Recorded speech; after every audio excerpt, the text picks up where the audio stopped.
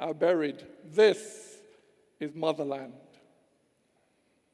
Where the confluence of rivers gave birth to civilizations, Egypt, with its pyramids of stone, with its mathematics inspired by looking up at the stars. Did you not know that Europe is a descendant of Rome, and Rome is a descendant of Greece, and Greece is a descendant of Egypt?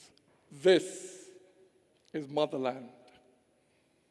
Where the journeys of rivers gave birth to civilizations, Nok, there by the banks of the Niger, Nok, with its terracotta sculptures, with its cosmopolitan cities scattered across the broad chest of the Nigerian shield, Nok, that in the age of stone invented the working of iron. Did you not know that creativity is not an expatriate on this continent? No, we do not need to be taught how to innovate. We only need to remember that the Kushites created their own alphabets, that Swahili is the manifestation of a long history of intercontinental diplomacy, that Timbuktu was a city of libraries and philosophy, and the Kingdom of Congo evolved its own Afrocentric version of Christianity. Did you not know that innovation did not arrive here on a boat? It is as indigenous to this land as Anansi the spider, as ancestral as the worship of ancestors, as natural to us as the polyrhythmic nature of our music, the way we clap our hands in worship, creating beats that traveled across the seas in defiance of slavery to give birth to jazz, to the blues, to hip-hop, to rap. Did you not know that Paranaway, Paranaway, Parana? Did you not know that capoeira is a descendant of Orisha? This is motherland. This melting pot of cultures, from Berber to Zulu, but belonging to one Ubuntu. You see, our bones testify that we are the children of Imhotep, that African man who inspired a European god, that we are the children of Taitu Betul, rallying the heart of Menelik at the Battle of Adwa, that we are the children of Nzinga, woman and warrior, leader and queen, that we are Shaka, that we are the Shona kings that built great Zimbabwe, that we are Abubakar. Did you not know that long before Christopher Columbus did it, Abubakar of Mali sailed across the Atlantic? Did you not know that we arrived the Americas first as explorers? This is motherland. You see, our bones testify that the diversity in our genes is the oldest on earth, that our bodies is the earth in which the tree of humanity is rooted. For humanity to understand its origins, humanity must understand us. We are buried in the foundations of this world, for our bodies were bound in slavery to build it. Our blood poured out in slavery to build it. Our bones broken in slavery to build it. Our people, men, women, and children thrown overboard into the black Atlantic to build it. We are buried with dragons and dinosaurs in the foundations of this world. We should be extinct, but we are not. For like the Kalahari, like the Niger, like the Atlas, like the Limpopo, like the Kilimanjaro, we are resilient. Yes, we lag. Pushed back by others in their desire to leap forward. Yes, we lag. Shackled by the chains of that self-hate, that inferiority complex, those tribalisms and divisions exacerbated by colonialism. Yes, we lag. Mired in poverty and youth unemployment, in mediocrity and the corruption and state-sponsored terrorism of so many governments made in the images of the colonial regimes they replaced. Yes, we lag. Living in mental states where the Kwanzaa refuses to shake hands with the Naira, where the Rand says to the shilling, I know you not. Yes, we lag. But our heaviest chains today are self-wrought. And the key to our liberation is within reach. All it takes is to bring back to memory the words of that great prophet. Emancipate yourselves from mental slavery. None but ourselves can free our minds. To free our minds and look beyond Anglophone. To look beyond Francophone and Lusophone. To look beyond Pidgin and Patois. Beyond Yoruba and Lingala, to look beyond colored and Indian, to look beyond black and white, to look beyond Christian and Muslim and see that ultimately, in the eyes of the world, we are all African. For we bear the same stigma and carry the same cross. And to find the one redemption, we must stand together as one. Like this, let us start up. Rumbling out of cities like Lagos and Nairobi like this. Let us stand up. Breaking out of cities like Cape Town and Cairo like this. Let us turn up. Carried forward by the determination of our young and restless to follow their passions into greatness like this. Let us link up. Stretching hands of friendship over rivers of blood and division like this. Sons and daughters of Africa. Descendants of Makeba and Nkrumah and Bembela like this. Let us rise. Like the words of that song that began life in the dirt. Under the jackboots of oppression. That kept the faith through decades of suppression. That rose through struggle to become the undisputed anthem of that battle to liberate man from the inhumanity of man. Like this. Let us rise. Like the words of that song that began life in the mouth of a humble man of faith as a heartfelt prayer to the Almighty God to look with kindness, to look with favor upon this black earth. Ladies and gentlemen, brothers and sisters, permit me to close with the words of that song. For like Enoch Sontonga before me, I too want to end it all by saying, God bless Africa. May her glory be lifted high. Hear our prayer, O Lord, and bless us, your children. Thank you.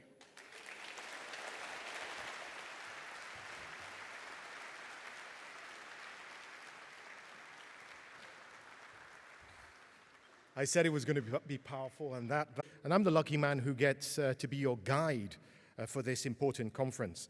And after being apart for so long, I'm sure, like your heart sings like mine, to be in the same room with our brothers and sisters from across the beautiful continent and beyond.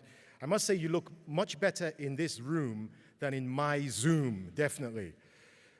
Now, not even a global pandemic can dampen our passion to develop our continent and lift our people into prosperity, to build our industries and our value chains, to seize this moment in our collective history to create a vibrant market that will position our people for the future.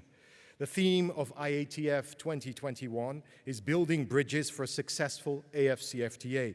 And I can confidently say that you have assembled under one roof right here the most significant movers and shakers, the true champions of Intra Africa trade. It's going to be a very, very exciting week of discussions, deliberations, and I guess most importantly, deals. IATF in Cairo in 2018 saw $32 billion in trade deals done and over 1,000 exhibitors. And Durban may well top that with maybe up to $40 billion in deals. We encourage you to tweet and use all your social media platforms to get the message out about IATF. Please use the hashtag IATF2021. Now, here to welcome you to Durban, I'm delighted to invite to the stage the Premier of KwaZulu-Natal, His Excellency Zikle Zikalala.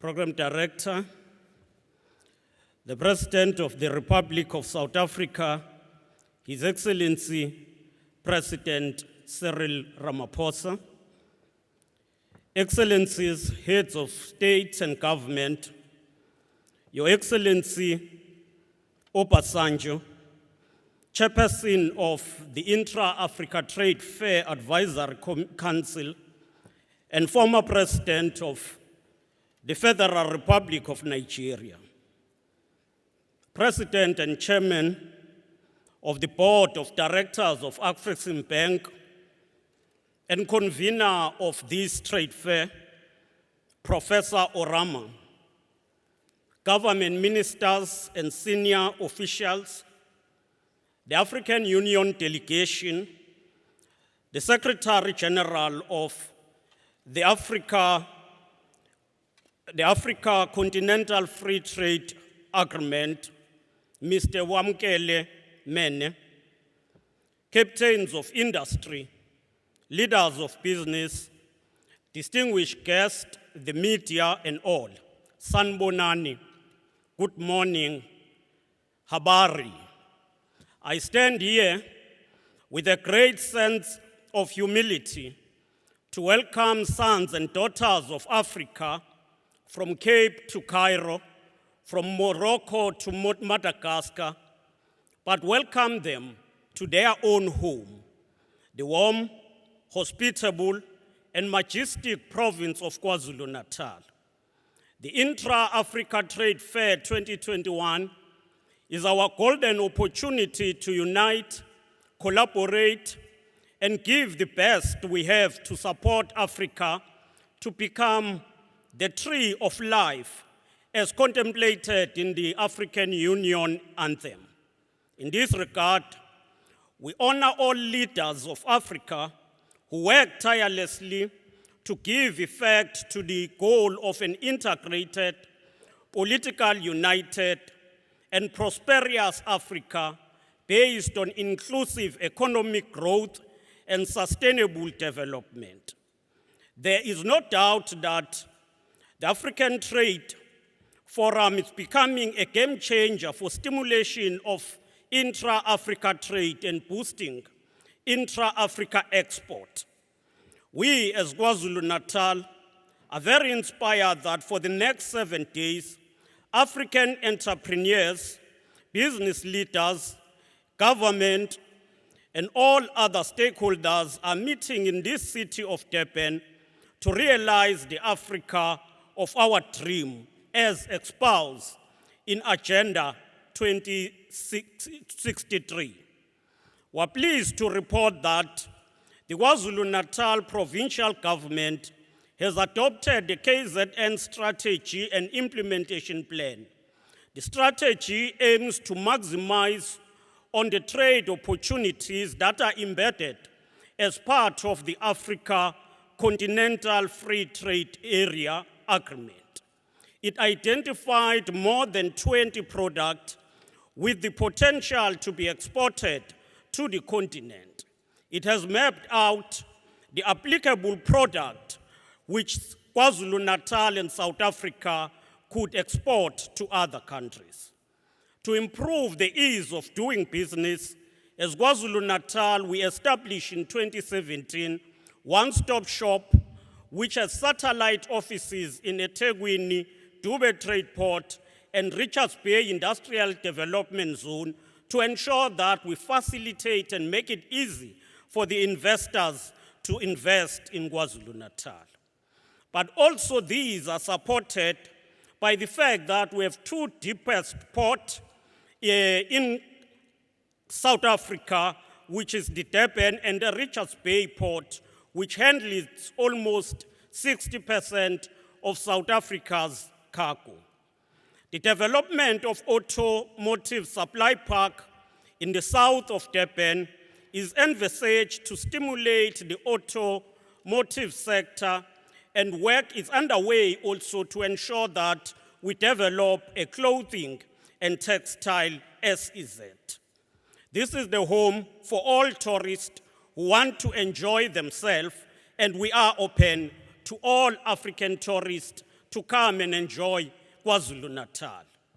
As KwaZulu-Natal, we are inspired to host this trade fair, we believe that all African states must understand that there is no state that will prosper and at the expense of other African states. The historic bond of KwaZulu-Natal and Africa was properly conceptualized by former President Thabo Mbeki at the launch of the African Union back in 2002. Former President Mbeki said, and I quote, "I'm proud that Africa is taking the giant step forward she's taking today in the land of King Shaka, whose name is known across the globe. This is the land of King Echwayo, whose armies defeated the seemingly invisible colonial armies of the British Empire at Isandlwana. It is the land of Inkosi Bambata, who turned the Inkandla forest into a permanent monument to the courage and heroism of an African people in defense of their right to freedom and self-determination. I'm proud that Africa is taking the giant step forward she's taking today at the home of John Langalibalele Dube, the patriot and co-founder of the African National Congress.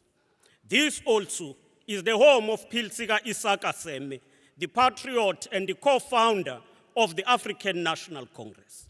I'm proud that Africa is taking the giant step forward she's taking today at the home of Inkosi Albert Luthuli, who 60 years ago became the first African winner of the Nobel Peace Prize. I'm proud that Africa takes the giant step forward she's taking today at the temporary home of Mahatma Gandhi, at the place Mahatma Gandhi accumulated skills that helped to free India from the shackles of British colonialism, close quote. KwaZulu-Natal is indeed the home of Africa, and it is where the world meets to map the future, together building bridges for a successful African continental free trade and prosperous Africa. May prosperity absolve Africa and the future be kind to African daughters and sons. I thank you.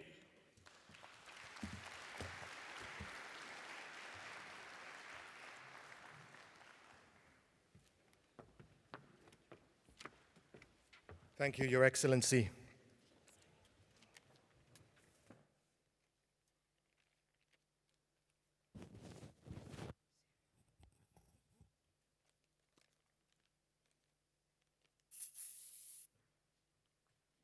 As I said, we're observing COVID protocols here. Thank you, Your Excellency. Now, in my country, Nigeria, we fondly refer to the next speaker simply as Baba.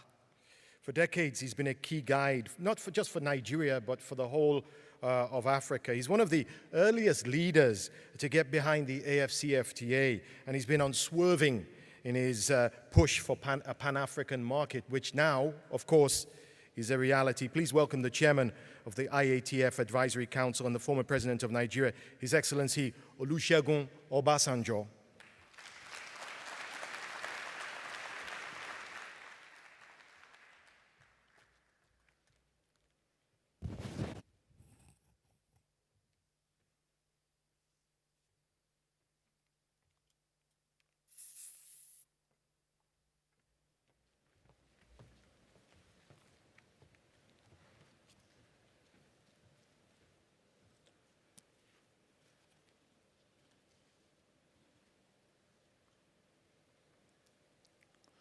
Your Excellency,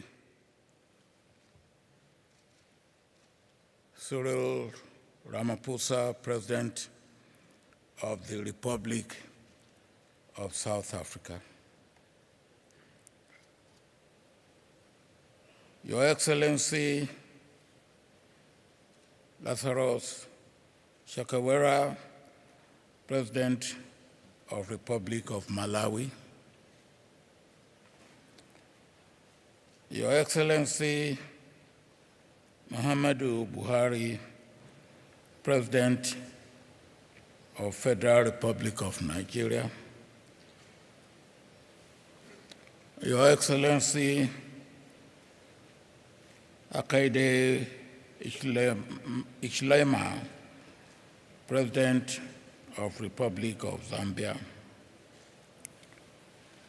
Your Excellency Emerson Mnangagwa, President of Republic of Zimbabwe, Your Excellency Hussein Mwinyi, President of Zanzibar, United Republic of Tanzania. All right, Honorable Dr. Edo Negrente, Prime Minister of Republic of Rwanda. Your Excellency, President of the and Chief Executive of Afreximbank, members of the Board of Directors and former presidents of Afreximbank, Executive Vice President of Afreximbank, captains of industry, and heads of partner financial institutions, our dear sponsors who made this event possible, ladies and gentlemen of the press, distinguished ladies and gentlemen. A very good afternoon to you all, and it is my joy and singular honor to welcome you to this great country, South Africa, for the second edition of the Intra African Trade Fair, IATF2021. Permit me, Your Excellencies, distinguished ladies and gentlemen, to express my profound gratitude to His Excellency Cyril Ramaphosa, President of the Republic of South Africa, to Premier of KwaZulu-Natal, Mr. Sihele Sikalala, the provincial government of KwaZulu-Natal, and the city of Durban for the warm hospitality and courtesies extended to us all from the time we arrived here in Durban. We, members of the Advisory Council of Intra African Trade Fair, were in this beautiful city 2 months ago for the IATF 2021 host agreement signing ceremony. And here we are today, opening the IATF 2021 event.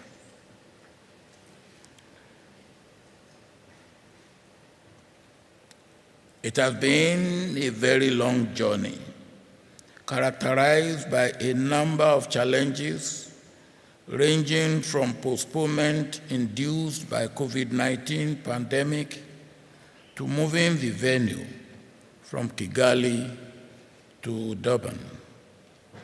Your Excellencies, distinguished ladies and gentlemen, the IATF is the largest and go-to trade and investment fair on the African continent.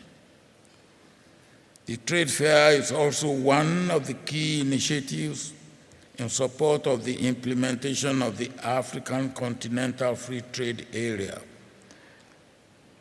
The Africa Continental Free Trade Area provides an opportunity for the continent to achieve economic emancipation and self-reliance. The Intra African Trade Fair is an important component in righting the wrongs of the past and breaking down borders. It is aimed at building bridges to help us achieve the ambitions of Agenda 2063, the Africa we want. In the context of post-COVID-19, the Africa Continental Free Trade Area have probably taken on an even more important role as the framework for African economic recovery. I agree that implementing the Africa Continental Free Trade Area is the best stimulus for building forward better post-pandemic economies. Your Excellencies, distinguished guests, despite the disruption caused by the COVID-19 pandemic, the momentum created the first Intra African Trade Fair and launch of Africa Continental Free Trade Area to drive intra-African trade and integration needs to be sustained. The inaugural Intra-African Trade Fair in Cairo in 1918 provided a glimpse of the immense potential that exists for intra-African trade and investments. This trade fair clearly illustrates the determination and resilience of the African spirit. Despite the specter of COVID-19, it is gratifying that today we are gathered here for this opening ceremony to what promises to be a very successful trade fair. Building on the success of the inaugural Intra-African Trade Fair, this second edition of the trade fair will ensure that the efforts aimed at growing intra-African trade are sustained. It is within this in mind that the theme for Intra-African Continental Trade Fair, Trade Area. Intra-African Trade Fair 2021 will again provide an opportunity for exhibitors to showcase their goods and services, engage in business-to-business exchanges, and conclude business deals. It is a 7-day trade show that provides a platform for sharing trade, investment, and market information, and enabling buyers and sellers, investors and countries to meet, discuss, and conclude business deals. IATF 2021 will also feature a world-leading trade and investment forum that will provide the platform to discuss the opportunities arising from the operationalizing and implementation of the Africa Continental Free Trade Area. It will also discuss critical issues that affect African trade, ranging from climate and border environmental issues to important new technologies, geopolitical tensions, and so on. Uniquely, this edition of the trade fair also comes with other important events, namely Creative African Nexus, a platform for showcasing Africa's creative talents. And an example of that we have seen with DK Chukwumerije. An automotive show co-created with the Association of African Automotive Manufacturers, as well as a youth pavilion under which youth startups will be exposed to potential investors and markets. Your Excellencies, distinguished ladies and gentlemen, this week we expect over 1,000 exhibitors and over 10,000 visitors. We also expect deals of over $40 billion to be closed. There are also several business matchmaking opportunities, and we expect the SMEs present to take advantage of them. Ladies and gentlemen, as I conclude, on behalf of the Advisory Council, I thank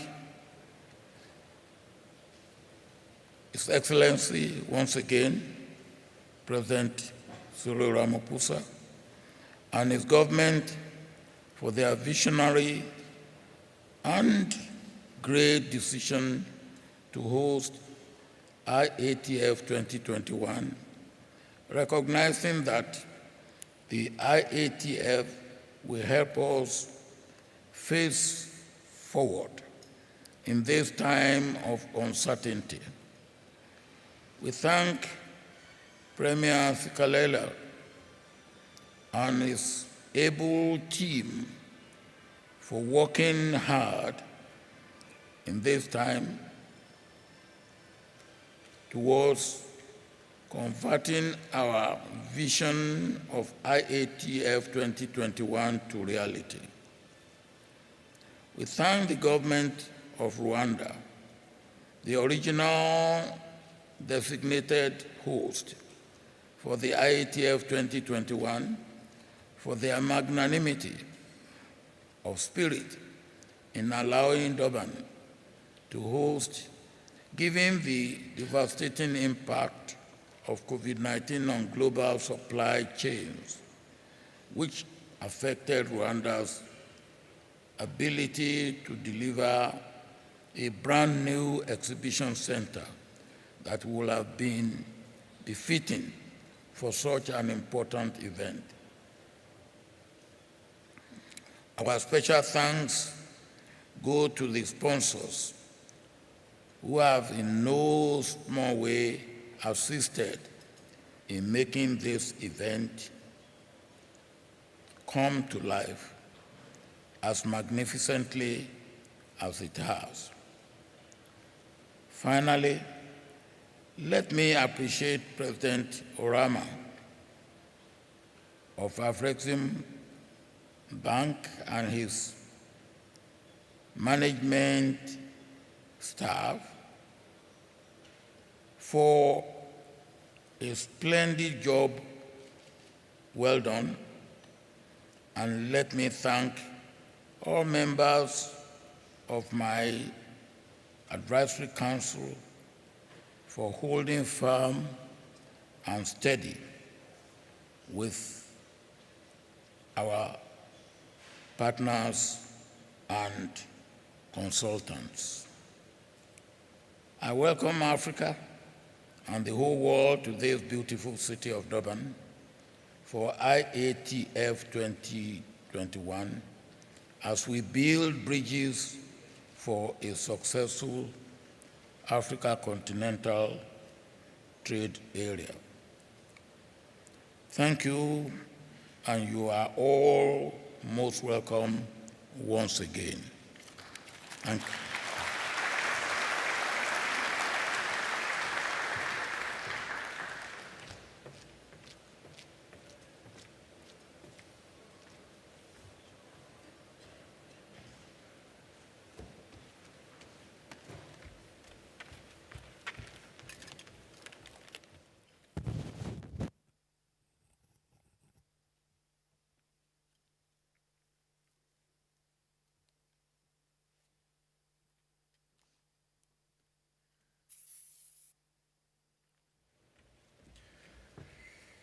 Well, our next speaker has probably had the busiest year of his life.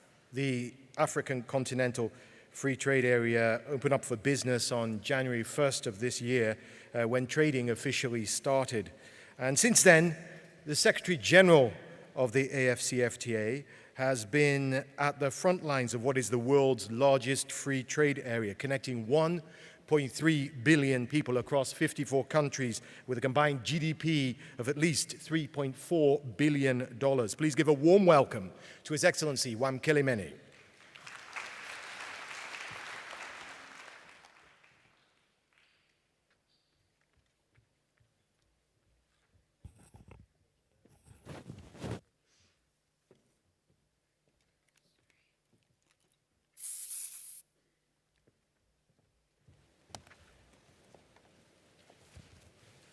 Thank you very much, Program Director, Your Excellency President Ramaphosa, the President of the Republic of South Africa, Your Excellency President Muhammadu Buhari, President of the Republic of Nigeria, Your Excellency President Mnangagwa, the President of the Republic of Zimbabwe, Your Excellency President Lazarus Chakwera, the President of the Republic of Malawi and Chairman of SADC, Your Excellency Hussein Mwinyi, President of Zanzibar and Chairperson of Revolutionary Government, Your Excellency President Hakainde Hichilema, President of the Republic of Zambia, Your Excellency President Obasanjo, former President of the Federal Republic of Nigeria and Chairman of the IATF Advisory Council, Right Honorable Dr. Edward Ngirente, Prime Minister of the Republic of Rwanda, representing His Excellency President Paul Kagame, Your Excellency Professor Benedict Orama, President and Chairman of the Board of Directors of Afreximbank, and our convener today, Your Excellency Ambassador Albert Muchanga, Chairperson of the African Union Commission, representing His Excellency Musa Faki Mohammed, Honorable Sihle Zikalala, Premier of the province of KwaZulu-Natal, the honorable ministers that are here today, High Commissioners, Ambassadors, distinguished ladies and gentlemen. It is a pleasure for me to be here today to participate in this Intra Africa Trade Fair, the first Intra Africa Trade Fair since the establishment of the AFCFTA, and of course, the first Intra Africa Trade Fair since my election by yourselves, Your Excellencies, Heads of States, in February last year. I want to join others in thanking President Ramaphosa for agreeing to host this trade fair. And I also want to thank Premier Zikalala for the tireless effort to make sure that we have a world-class trade fair. I congratulate the people of KwaZulu-Natal and the government of KwaZulu-Natal. I thank President Obasanjo, the chairman of the IATF, and President Ekra, the deputy chairman of the IATF, for their stewardship of the IATF Advisory Council in particularly difficult times occasioned by COVID-19.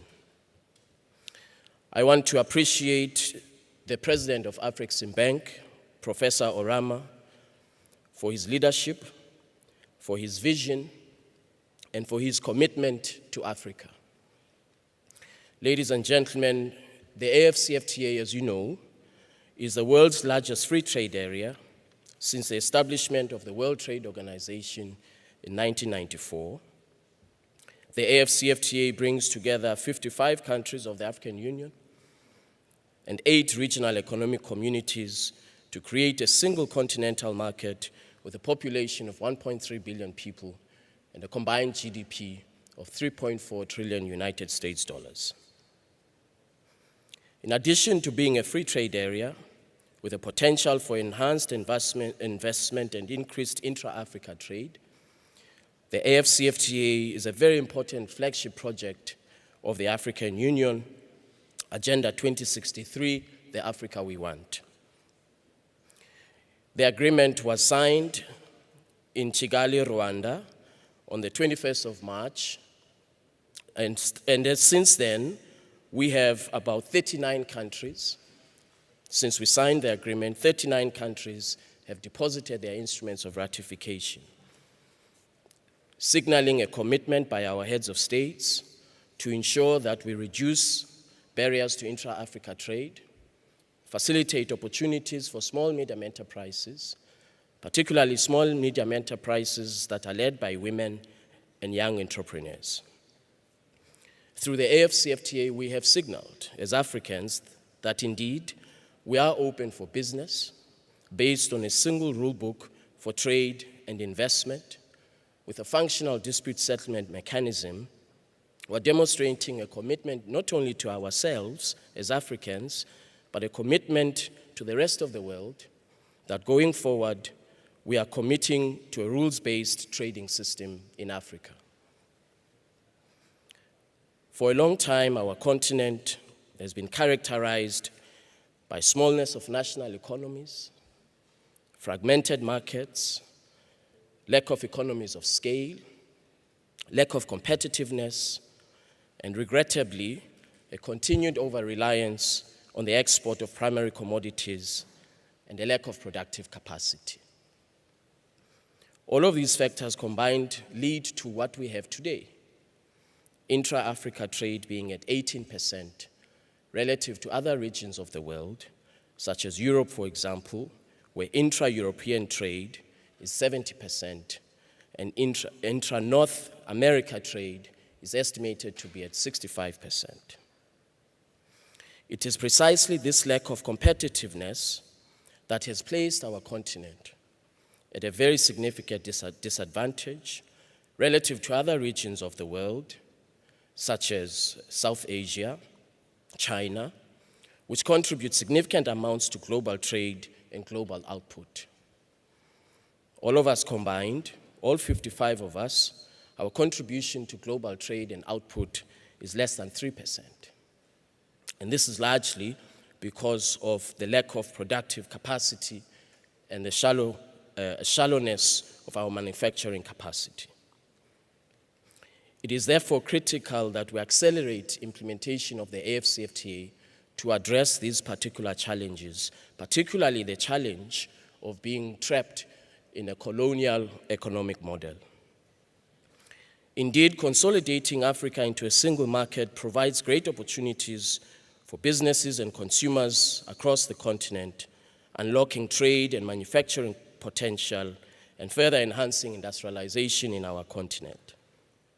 Your Excellencies, heads of states, distinguished ladies and gentlemen, implementation of the AFCFTA will not succeed without the private sector, without small medium enterprises, without young entrepreneurs.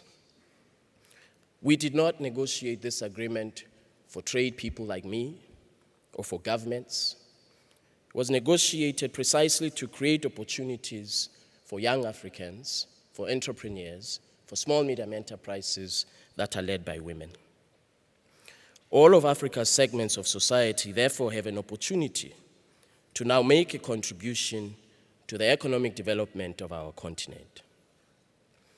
By providing a large and attractive market with reduced cross-border barriers, we can now undertake larger investment projects on a continental scale than a national or regional scale, therefore positioning our continent for investor attractiveness, not only for intra-Africa investment, but for global investors. As I noted before, in my view, the next wave of investment into African markets should focus on productive sectors of Africa's economy in order to drive the continent's industrial development in the decades to come. In recent economic history, very few previously developing countries have achieved high income status without a strong industrial development path. In this regard, the challenge for us will be to work together to ensure that the industrial development that we desire the AFCFTA to foster is inclusive of all countries in Africa, particularly those countries who today may not have the same industrial capacity as others. If the AFCFTA does not offer opportunities for inclusive development of all countries, I fear that it will not succeed. It does, however, have the potential to unlock value chains for investors in key sectors such as pharmaceuticals, automobiles, agro-processing, and financial technology. In the area of pharmaceuticals, in 2019 alone, our continent imported $15 billion worth of pharmaceutical products. This is an opportunity for us to leverage the AFCFTA, particularly in the area of intellectual property rights, to assert Africa's productive capacity and to ensure that our intellectual property rights are at the service of Africa's public health imperatives, as well as at the service of Africa's industrial development objectives. With the ongoing COVID-19 pandemic, as we all know, less than 3% of Africans have been vaccinated. The key question that confronts us is how to reconfigure our intellectual property rights regime under the AFCFTA to boost Africa's capacity to manufacture vaccines, not only for this pandemic, but for future pandemics, and also to manufacture generic drugs to ensure public health in Africa. This trade fair today is our platform to ensure that there is contact, business to business, government to business interaction, where the private sector will have an opportunity to improve its knowledge of the integrated market that we are presenting through the AFCFTA. The participants will be in a position, after having exhibited, to determine new market potential in other parts of the continent, to identify the main needs of the market in Africa, as well as niche markets that are most likely to be successful and to drive implementation of the AFCFTA. For the exhibiting companies, this trade fair is an opportunity for further interaction with buyers and sellers across the African continent. Small medium enterprises, as we all know, face a number of challenges, and one of the fundamental challenges that they face is the lack of access to capital. Many African small medium enterprises are not able to access new markets across the continent because of this lack of availability of capital. That is why I'm very, very pleased with the partnership that we have with my senior brother, Professor Orama, to ensure that we mobilize resources to make this agreement a reality for our small medium enterprises to trade across the African continent. As I close, Your Excellencies, heads of states, distinguished ladies and gentlemen, let me note that it took the European Union 72 years to reach the level of depth of market integration that they enjoy today. We know from the experience of the European Union that the journey to market integration is difficult and that it takes time. However, I am encouraged by positive projections that by the year 2035, where we implement this agreement effectively, we stand a chance to contribute $450 billion to Africa's combined GDP, an opportunity to lift 100 million Africans out of abject and moderate poverty, particularly benefiting small medium enterprises and women in trade. These positive projections, of course, will not happen by chance. We as Africans will have to roll up our sleeves, work hard, and ensure that we overcome the challenges.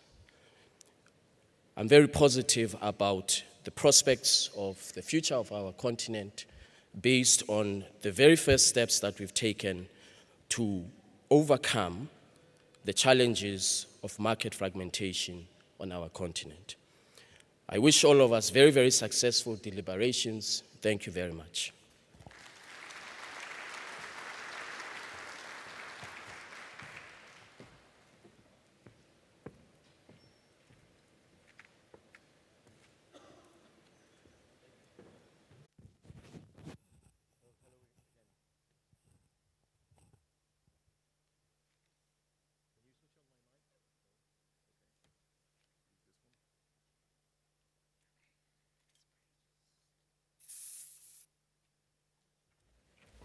Well, if it's not somewhere around the world advancing the agenda of the AFCFTA, you can find this next tireless champion of Intra African Trade high up on the floors of the African Union Commission building in Addis Ababa.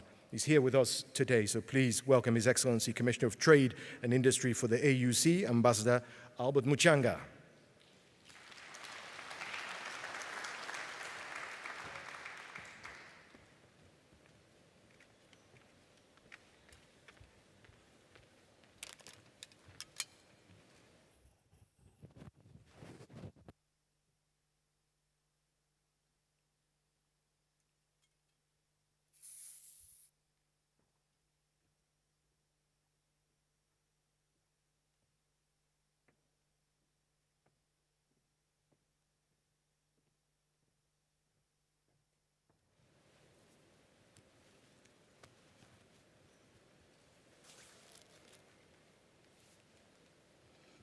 Thank you very much, the Director of Ceremony. Your Excellency, our gracious host, Mr. Cyril Ramaphosa, the President of the Republic of South Africa, and the African Union champion in the fight against the COVID-19 pandemic. Your Excellencies, the heads of state and government here present, Your Excellency, Dr. Olusegun Obasanjo, the chairperson of the Advisory Council of the Intra African Trade Fair and former President of the Federal Republic of Nigeria. Your Excellency, or the Right Honorable Prime Minister of the Republic of Rwanda, and the President of Zanzibar, the Honorable Ministers here present, the President of and Chairman of the Board of the African Export-Import Bank, and the Secretary General of the African Continental Free Trade Area, the captains of industry, including our 56 sponsors, our exhibitors, the buyers and the sellers, the distinguished panel participants, ladies and gentlemen. I greet each one of you in this hall. I'm very happy to be part and parcel of this opening ceremony of the second edition of the Intra African Trade Fair taking place in Durban, KwaZulu-Natal, South Africa. And in this regard, I salute the people and the government of KwaZulu-Natal for looking after us very, very well.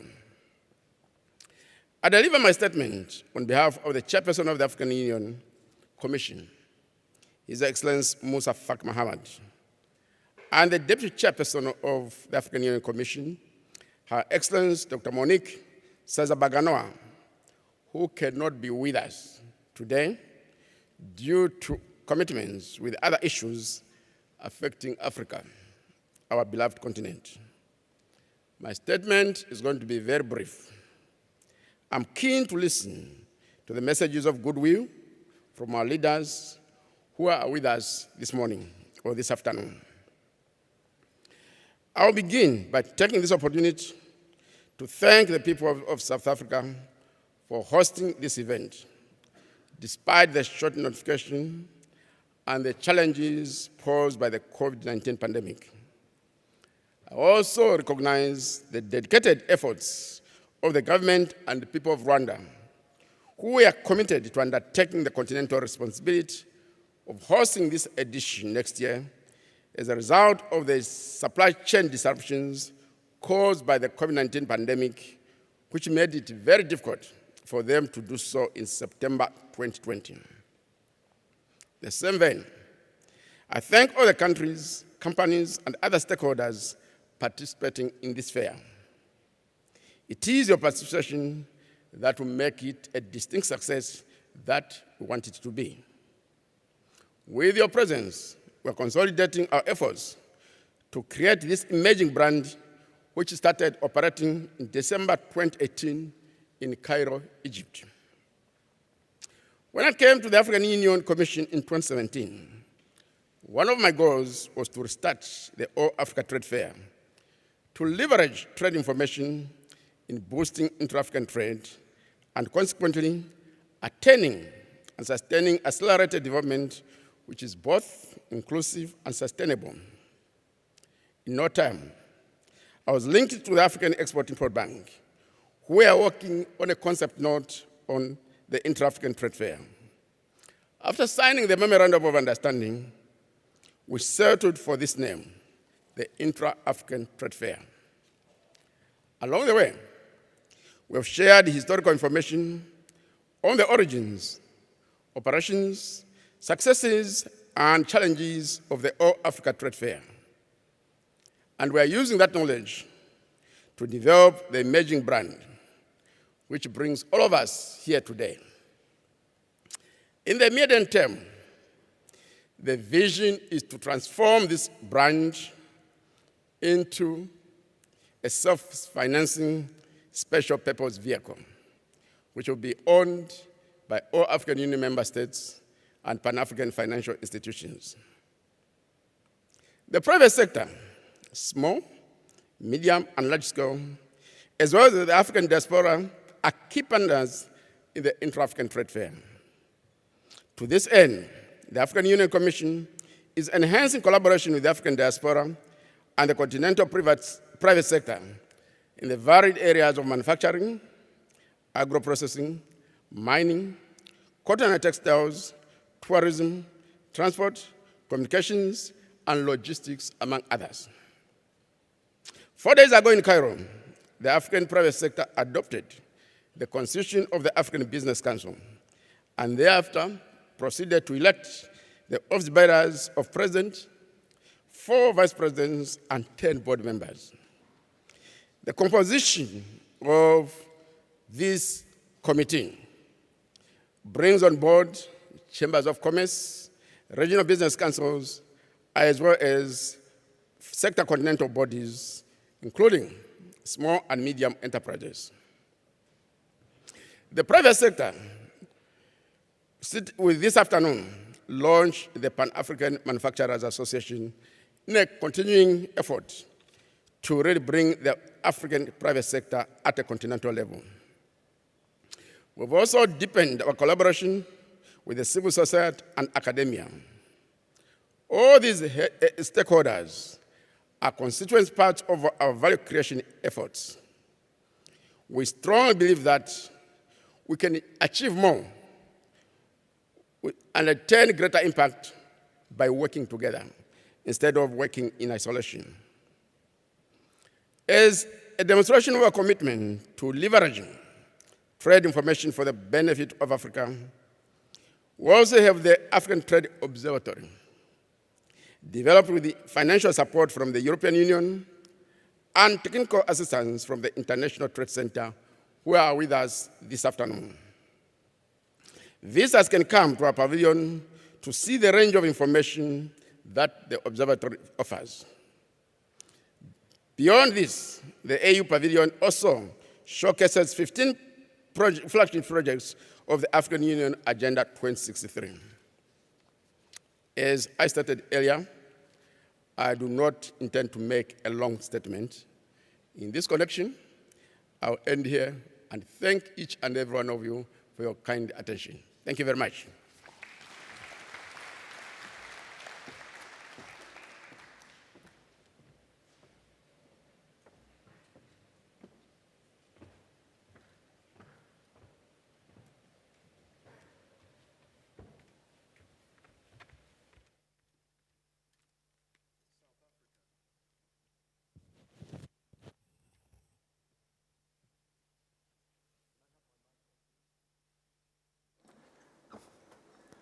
I'm going to stand far away from the podium, so I'm forced you to put my microphone on. South Africa is a nation rich in culture, and there's a Xhosa tradition that's really quite special. It's a joyous family celebration that welcomes a boy returning as a man from the sacred initiation ceremony. It's called Umgidi. Please enjoy this performance called Umgidi, a celebratory explosion.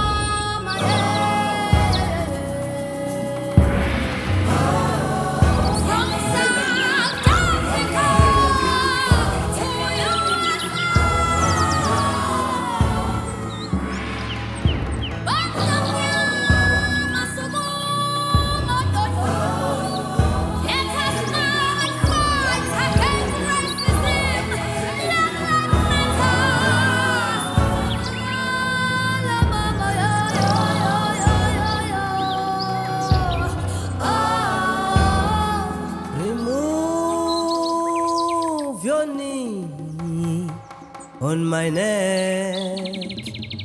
I can't breathe. Sing. Remove your knees. Can't breathe. Washon John, Mfoka George Floyd, Amelie. What's it? Remove your knee. Please, Mr. Policeman. I can't breathe. I can't breathe. Please remove your knee. What's it? Remove your knee. Please, please, please, Mr. Policeman. I can't breathe. Black lives matter. Oh yes, they do. The black child was harassed, hunted, and humiliated by a brutal police system in the USA.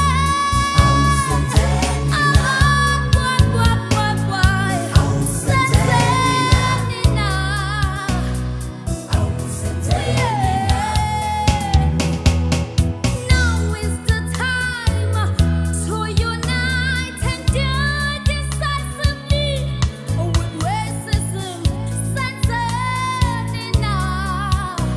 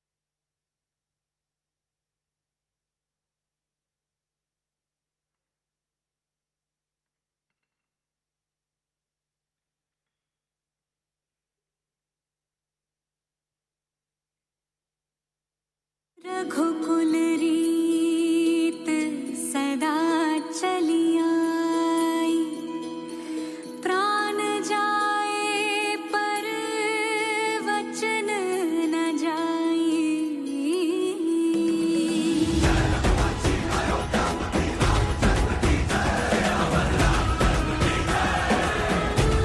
तदिया नदी दर तना दे रे no, तदिया नदी दर तना दे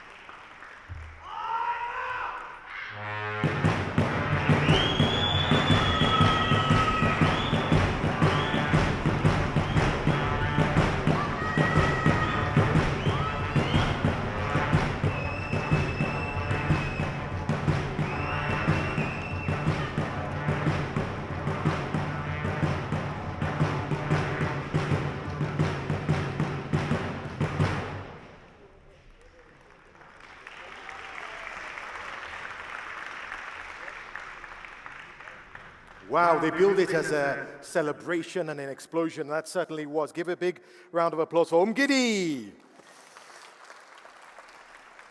Now, with 10,000 visitors and over 1,000 exhibitors at the Intra African Trade Fair 2021, it's truly a cause for celebration. And any good celebration needs a good song. This is the official launch of the IATF song. So come on and come on, we call on all Africa. Come let us build our dream for all. Together we grow stronger and united. Paint out the sky with the proud colors of your flags and say goodbye to the darkness of the past. We're stepping forward, we're rising up. Oh, Africa, our time is now. Break down the chains, clear the lines that separate, and shine the light on the things that make us great. We're stepping forward, we're rising up. Oh, Africa, our time is now. With the AFCFTA as a tool, we will build a greater Africa. With the AFCFTA as a seed, we will grow. With the AFCFTA as a tool, we will build a greater Africa. With the AFCFTA as a seed, we will grow.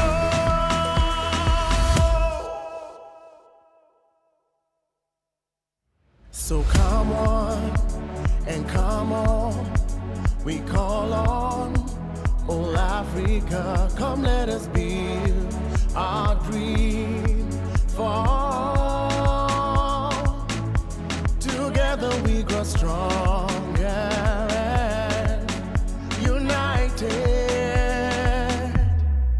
Paint out the sky with the proud colors of your flags and say goodbye to the darkness of the past. We're stepping forward, we're rising up. Oh, Africa, our time is now. Break down the chains, clear the lines that separate, and shine the light on the things that make us great. We're stepping forward, we're rising up. Oh, Africa, our time is now. With the AFCFTA as a tool, we will build a greater Africa. With the AFCFTA as a seed, we will grow. With the AFCFTA as a tool, we will build a greater Africa. With the AFCFTA as a seed, we will grow.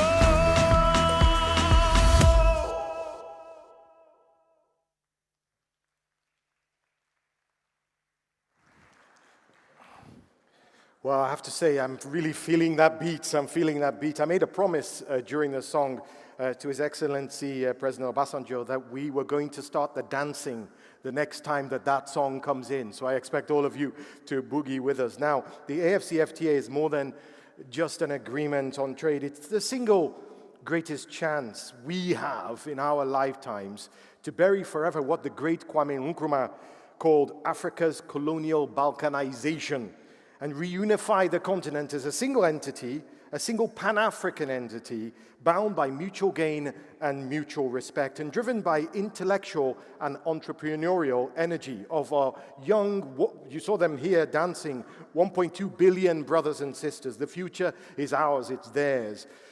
He may no longer be with us, but the wise words of President Nkrumah ring true today. Please enjoy this special presentation sponsored by EcoBank, the Pan-African Bank.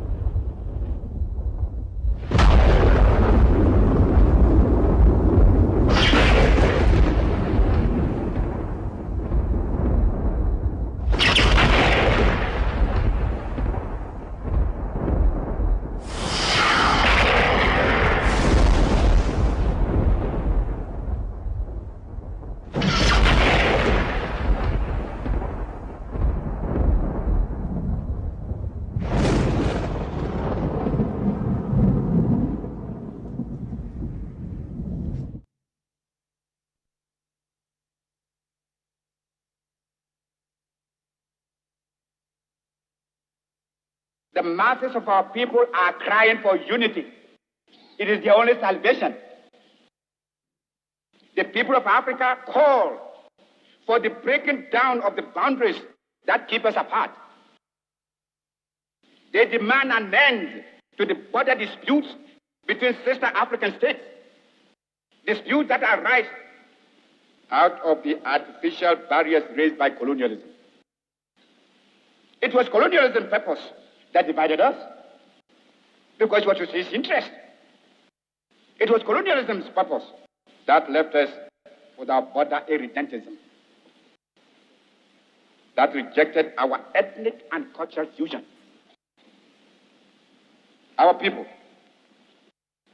all of Africa, call for unity, so that they may not lose their patrimony in the perpetual service of neocolonialism.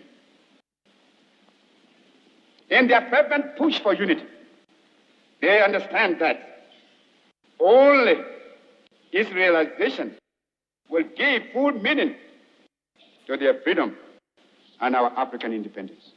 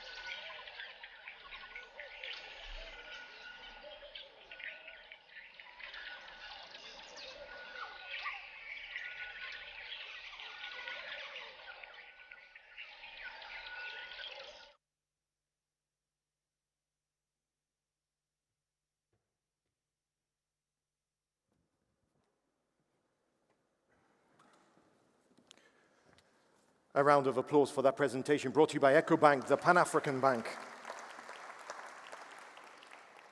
Wonderful presentation. When I look at it, I think about history, and I think about the history of Pan-Africanism in Africa, and I also think of some of the students, and one of the people that always comes to mind is our next speaker. He is a student of African history, but he also has the vision to look forward and see what could be. And that has fueled Afrexim Bank's drive to support intra-Africa trade and the AFCFTA, and of course this, the Intra Africa Trade Fair that we're all together. Please give a warm welcome to His Excellency Professor Benedict Orama, President and Chairman of the Board of Directors of Afrexim Bank and co-convener of IATF, ladies and gentlemen.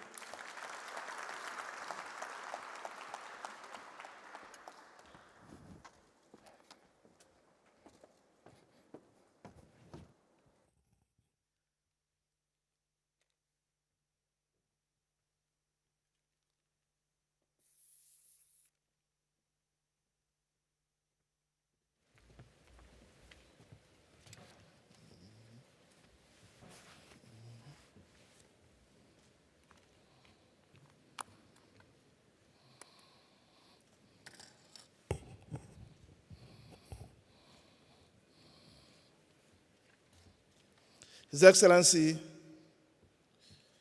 Cyril Ramaphosa, President of the Republic of South Africa. His Excellency Muhammadu Buhari, my President, President of the Federal Republic of Nigeria.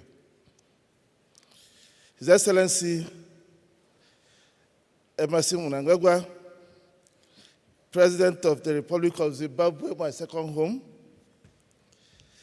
His Excellency Dr. Lazarus Chakwera, President of the Republic of Malawi. His Excellency Hakainde Hichilema, President of the Republic of Zambia, His Excellency Hussein Mwinyi, President of the Republic of Zanzibar, His Excellency Edward Ngirente, Prime Minister of the Republic of Rwanda, His Excellency Dr. Monique Nsanzabagawa, Deputy Chairperson of the African Union, represented today by His Excellency Ambassador Muchanga, Commissioner for Trade, Industry of the African Union. His Excellency Wankele Mene, Secretary General of the Africa Continental Free Trade Agreement.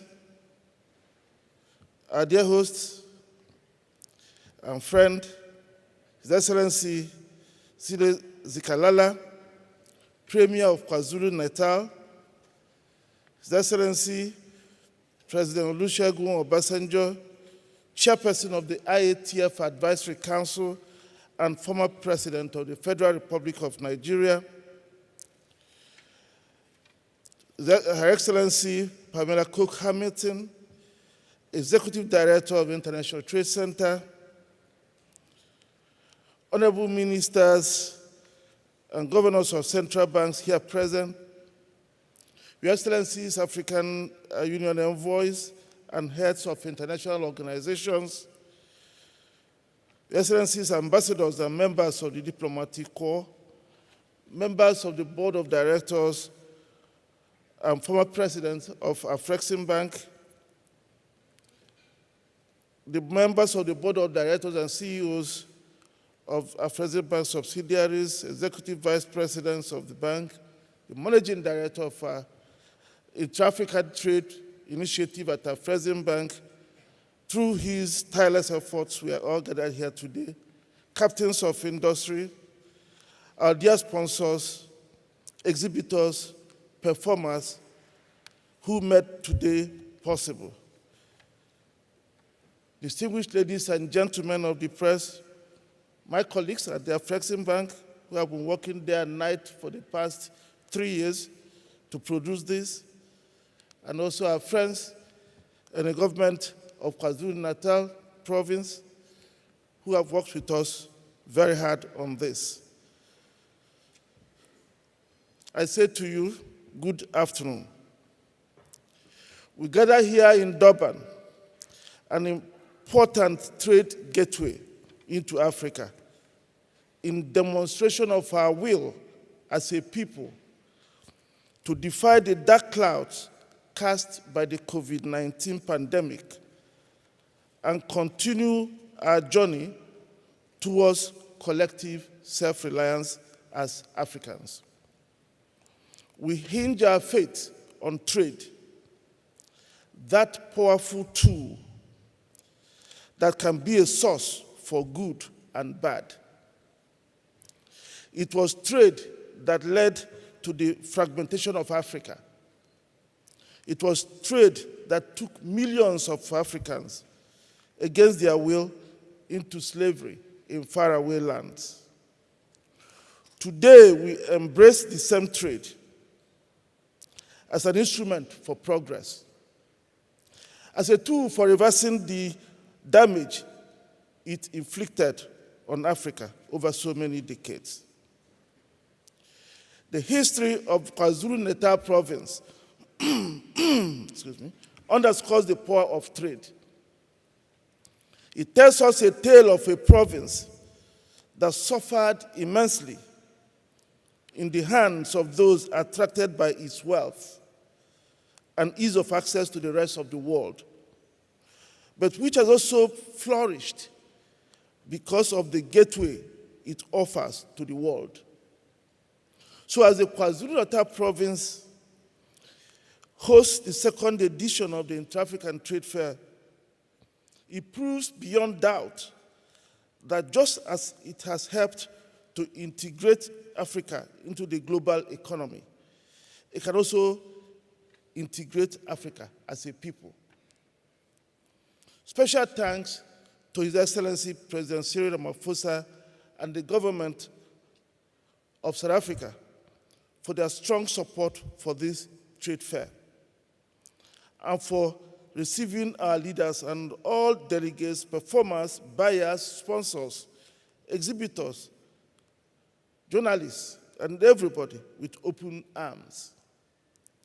We're able to assemble here physically because of President Ramaphosa's bold and visionary leadership in creating the African Vaccine Acquisition Task Team,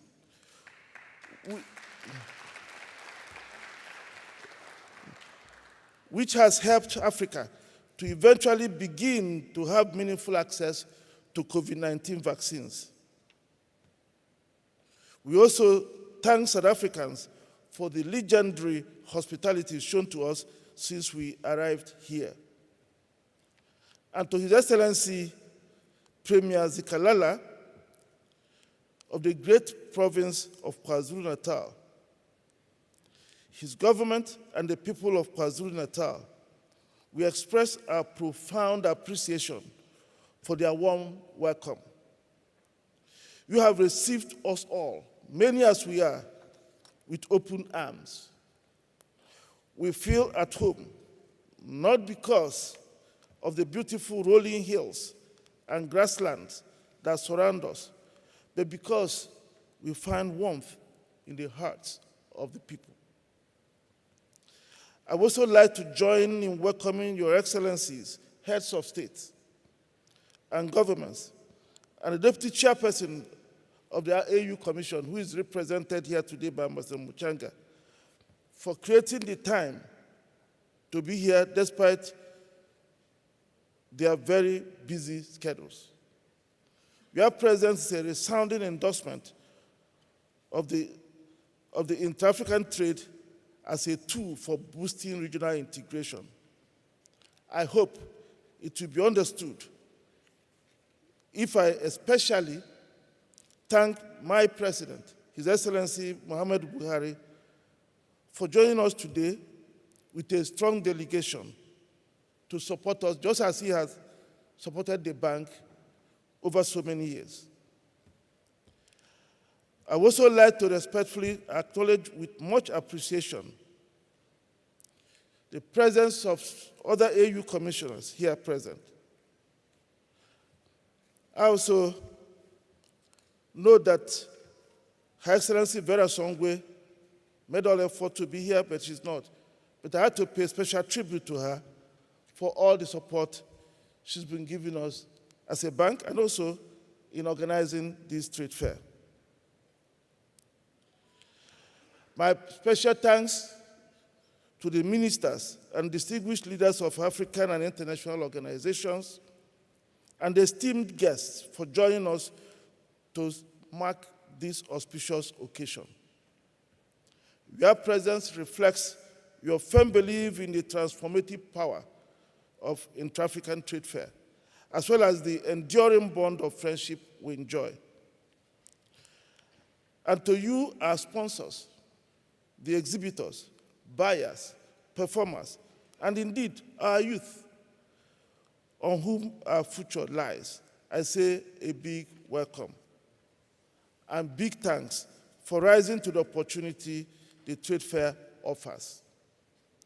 Your Excellencies, distinguished ladies and gentlemen, we must all be proud to have reignited the flame lit decades ago, but which prematurely burned out. The Organization of African Unity held the first ever Pan-African Trade Fair in 1972. The All-Africa Trade Fair, as it was then branded, was held under the theme to promote intra-African trade, intensify the appropriate trade infrastructure, and develop economic cooperation at all levels. His Excellency President Jomo Z. Kenyatta, in his welcome remarks at the event, said, and I quote, "This fair will send out to the world an inspiring message of the brotherhood of Africa. It will also represent in a most practical fashion the determination of modern Africa to proceed along highways of more rapid development and greater self-reliance through the proper deployment of our own talents and resources. Against the background of social events and cultural entertainment, this trade fair will be unique in its assembly of natural and manufactured goods and through its display of commercial potential," unquote. That vision is alive with us today, as it was in 1972. It underscores why we are gathered here in Durban and validates our determination to forge ahead as an integrated continent with shared aspirations. It also underpins our commitment to meet every 2 years under the auspices of the Intra African Trade Fair to celebrate our cultures, share ideas and experiences, to trade amongst ourselves in unique product offerings, and discuss investment opportunities. The Intra African Trade Fair is a collaborative effort of our Flexing Bank, the African Union Commission, and the AFCFTA Secretariat, along with other key partners, including the African Development Bank, the UN Economic Commission for Africa, the Afro Champions Initiative, the Arab Bank for Economic Development in Africa, the International Islamic Trade Finance Corporation of the Islamic Development Bank, and the Arab-Africa Trade Bridges Program, the World Trade Center Miami, the Pan-African Chamber of Commerce and Industry, Invest Africa, and AE Trade Group. The journey began in 2018 when the first edition of the fair was held in Cairo under the auspices of His Excellency President Abdel Fattah al-Sisi, President of the Arab Republic of Egypt. Your Excellency, the second edition was planned to hold last year in Kigali, Rwanda, but was postponed due to the ravages of the COVID-19 pandemic that affected the timely delivery of the brand new exhibition facility the government of Rwanda has set out to construct to host the event. In the end, it was agreed among all parties that given the importance of holding the trade fair in the year trade commenced under the AFCFTA, we needed to find another destination with ready infrastructure to host a fair of the size envisaged.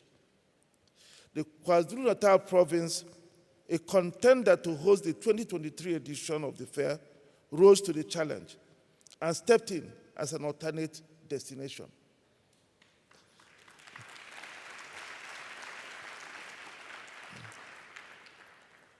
We thank the government of the KwaZulu-Natal province and the South African government for accepting to host the trade fair despite the very short notice. Your Excellencies, distinguished ladies and gentlemen, it is now well known that one of the most potent strategies of colonialism was to deny us information about ourselves. That is why, despite over 6 decades of independence, Africa remains a continent of 55 fragmented nations. And I must add that the promise of the Africa Continental Free Trade Agreement will remain an illusion unless we reverse engineer the old colonial construct of perverse information flows. The Intra African Trade Fair is a solid tool at our disposal to achieve that. The trade fair will open the African market to African businesses. It will enable us to build trust amongst ourselves, open investment opportunities that we never knew existed, and begin to foster the emergence of regional value chains. It is the trade information flow that the trade fair will facilitate that will bring down the 87,000 kilometers of borders that divide us today. It is a trade fair that can help us to begin to reverse some of the absurdities we see today in Africa's trade patterns, whereby many African countries import from outside Africa at a much higher cost the same products a neighboring African country exports to the world at a lower price. And this is why I said that the political act of signing the AfCFTA will not open borders, nor will it make Kenyan shoe manufacturers to buy their hides from Burundi around the corner, rather than from New Zealand thousands of miles away.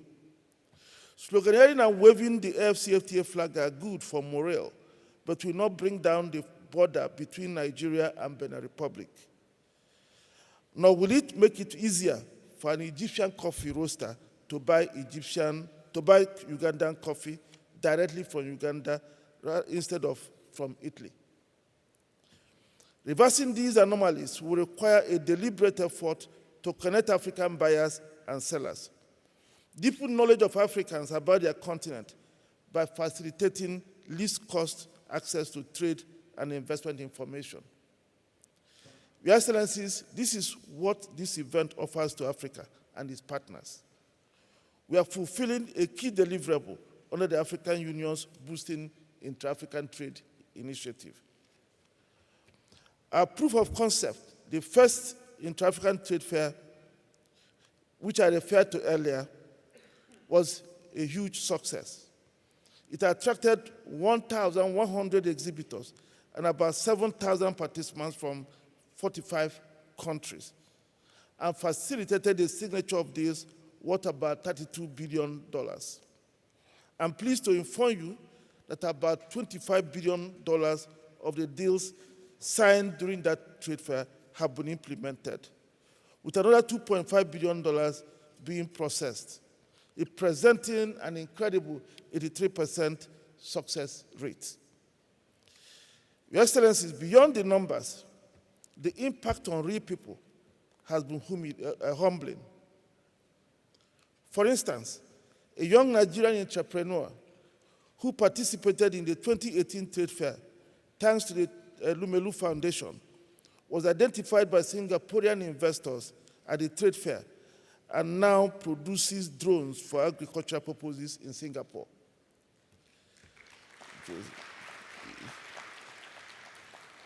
It was at the 2018 trade fair that the government of South Sudan and Saudi Electric of Egypt entered a deal that led to the development of a major solar power project underway in South Sudan. It was at the 2018 trade fair that the largest intra-African EPC contract for a hydroelectric power project in an amount of $2.9 billion was signed between the government of Tanzania and two leading Egyptian engineering firms, namely Saudi Electric and Arab contractors. The financing was coordinated. The financing was coordinated by Afreximbank and was fully funded by a consortium of African banks with no banks from outside Africa. The project will generate 2,100 megawatts of hydroelectric power, representing 42% of the Tanzanian goal of generating 5,000 megawatts by 2025. It also creates 6,000 jobs in both Egypt and Tanzania. Your Excellencies, the platform we have created does not end at showcasing the array of products and services offerings in Africa. We follow the signed deals to ultimate closures. We provide financing and advisory services to attract African and international partnerships into projects. And where projects are only at a concept stage, we avail our project preparation facility to bring the concepts into bankable propositions. Our Afreximbank subsidiary, the Fund for Export Development in Africa, steps in if equity becomes a binding constraint. As you can see, the Intra African Trade Fair platform offers a comprehensive solution. It is not just a trade fair. When you enter as an exhibitor, you become a member of that one family, under the umbrella of political support provided by the African Union, standing on the regulatory platform offered by the African Continental Free Trade Area Secretariat, propelled by the financial and ancillary services offered by our Afrexim Bank and the numerous partners I already called out. And as we build the IATF forward together, we are reminded of the closing remarks of His Excellency, former President Olusegun Obasanjo, the chairman of the Advisory Council, at the 2018 edition of the Trade Fair. He said, and I quote, "From all accounts, this maiden event has been successful beyond my own expectations. We have put our hands on the plow and we cannot look back," unquote. We have come to Durban with the plow firmly in our grips. We have set high targets for the 2021 edition. We expect at least 1,000 exhibitors. I'm aware that we have achieved about 1,100 exhibitors.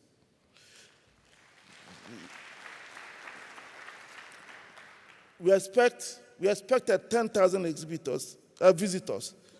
By the last time we checked, registrations are close to 11,000. We have 92 countries represented in this trade fair. And we're expecting that deals worth about $40 billion will be closed. We've also introduced new elements that, in our view, will help create continental value chains. The IATF partners have collaborated with the African Association of Automotive Manufacturers to introduce a biennial Pan-African Auto Show as an integral part of the trade fair. We have launched this collaboration here in Durban, a city that is doing its best to become one of the big auto hubs on the continent. We recognize that a robust automotive industry can catalyze the emergence of interconnected supply chains spread across the continent. With an average vehicle boasting over 30,000 components, a vibrant automotive sector can trigger the emergence of rubber and rubber-related auto parts industries in rubber-producing countries of Nigeria, Cameroon, Cote d'Ivoire. It will also boost activities in metals-producing countries and also in leather-producing countries. It will also foster the development of petrochemical industry. The auto industry is a big enabler, can be a big enabler for industrialization on our continent. It is for these reasons that the IATF partners are working with the Association of African Automotive Manufacturers under Afrexim Bank grant funding to put in place a continental automotive strategy. That is why Afrexim Bank has supported the African Regional Standards Organization to harmonize over 43 auto standards for the continent. The auto show is a natural complement to these efforts. We invite you to visit the show and thank the AAAM and our sponsors for making it possible.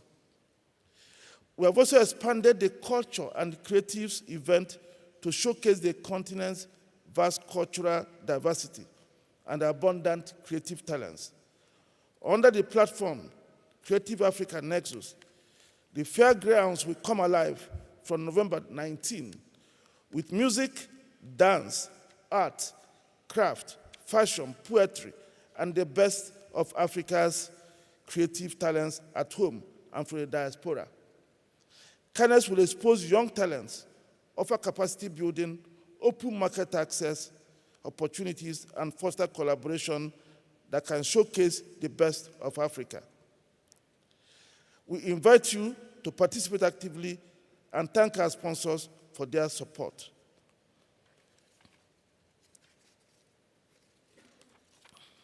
Determined to prove that our vibrant youth population can be an asset and not a liability, we have also launched an expansive youth pavilion under the AUC's auspices during this fair. The pavilion will showcase the innovation of Africa's youth startups. We have invited venture capital and equity funds to interact with them and explore investment opportunities. Special thanks to AE Trade, Tony Elumelu Foundation, Bank of Industry Nigeria, the province of KwaZulu-Natal, and others who worked with Afreximbank, the African Union Commission, and the AFCFTA Secretariat to make this possible. We are welcome to visit the pavilion and interact with the more than 300 youths carefully selected from across Africa. That is the pavilion of the future, and you must not miss it. And consistent with the times we are in, we have introduced a hybrid format to the event, with about 200 countries and companies exhibiting virtually under our platform called IATF Virtual. Some of you may recall that we launched the Virtual Trade Fair in 2018 as an online add-on offering to those exhibiting physically. This year, some countries and exhibitors have chosen to exhibit virtually only. We are humbly reminded to visit the country pavilions and booths at the IATF Virtual.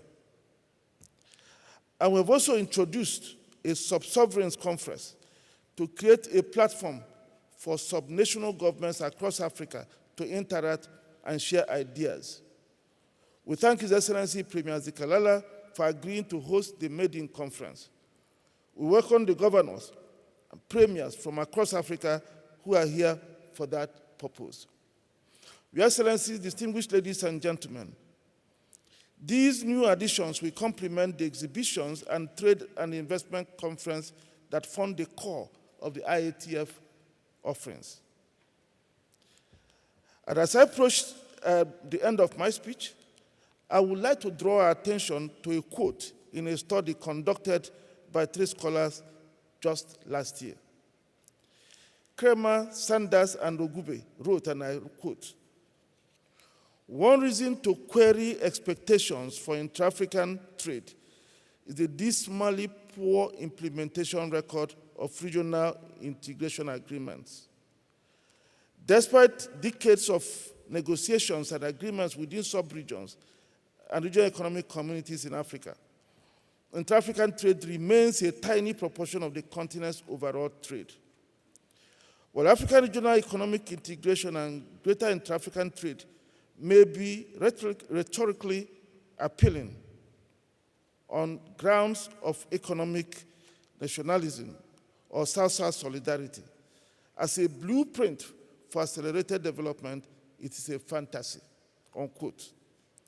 Your Excellencies, distinguished ladies and gentlemen, we must prove these and the very many naysayers wrong. We are already doing so. This fair is the starting point. And the other reasons why they are wrong. Today, we have a strong and dynamic secretariat, AFCFTA Secretariat, with knowledge and energy to drive AFCFTA agenda. There is an alignment with the AU. And importantly, Afreximbank is a vital partner in implementing the AFCFTA, filling a critical financing gap that has been the bane of other sub-regional arrangements. Your Excellencies, trade agreements have worked in more mature markets because they have institutional mechanisms that support their implementation. Africa is beginning to build its own institutions. Afreximbank is one of them. That is why the bank is unrelenting in its support for the AFCFTA. That is why we'll never look back in making sure that it works. For instance, we have committed to disbursing $40 billion to support intra-African trade over the next 5 years, building on the $20 billion disbursed in the past 5 years. We are able to do this because the African Union had endorsed the recapitalization of Afreximbank to double its capacity to be able to support the continent. So we give back by doubling the support for intra-African trade.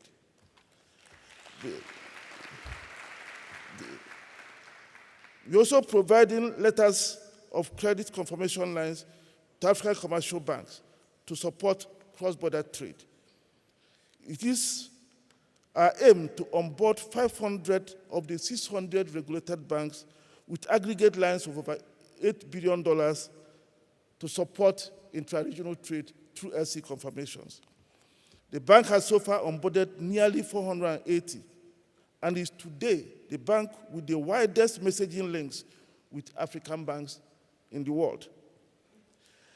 Working with the AU and the AFCFTA Secretariat, we have created a Pan-African payment and settlement system to facilitate cross-border payments in national currencies. The system, which is currently piloting in the West African Monetary Zone, will strengthen national currencies, integrate Africa's payment infrastructure, and save the continent about $5 billion in transfer charges we pay to others annually. Above all, it will return to Africa large volumes of trade diverted away from the continent due to currency issues. Afrexim Bank is supporting the pilot in an amount of $500 million and expects to expand this to $3 billion when the payment system becomes continentally adopted. We are also piloting an Africa Collaborative Transit Guarantee Scheme in the COMESA region. This will facilitate an uninterrupted flow of goods across multiple borders with a single transit bond operating on a risk-sharing platform with country-specific issuers. Afrexim Bank is committing $1 billion to the scheme.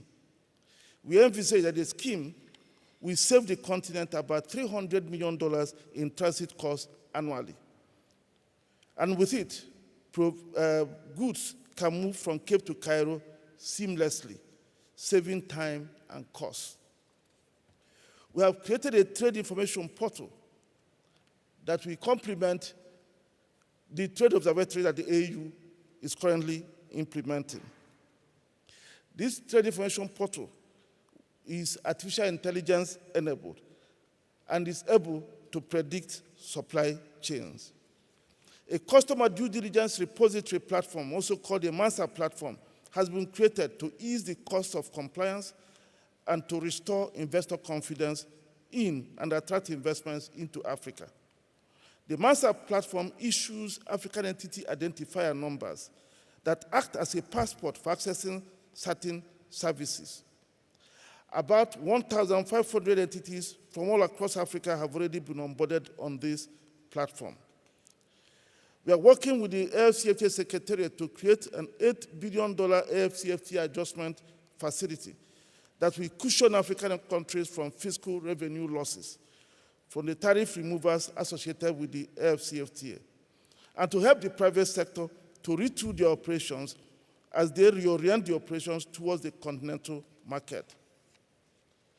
We have also created a subsidiary, a fund called the Fund for Export Development in Africa, to support manufacturing, because we know that equity, patient capital is something that we need if we truly want to industrialize the continent.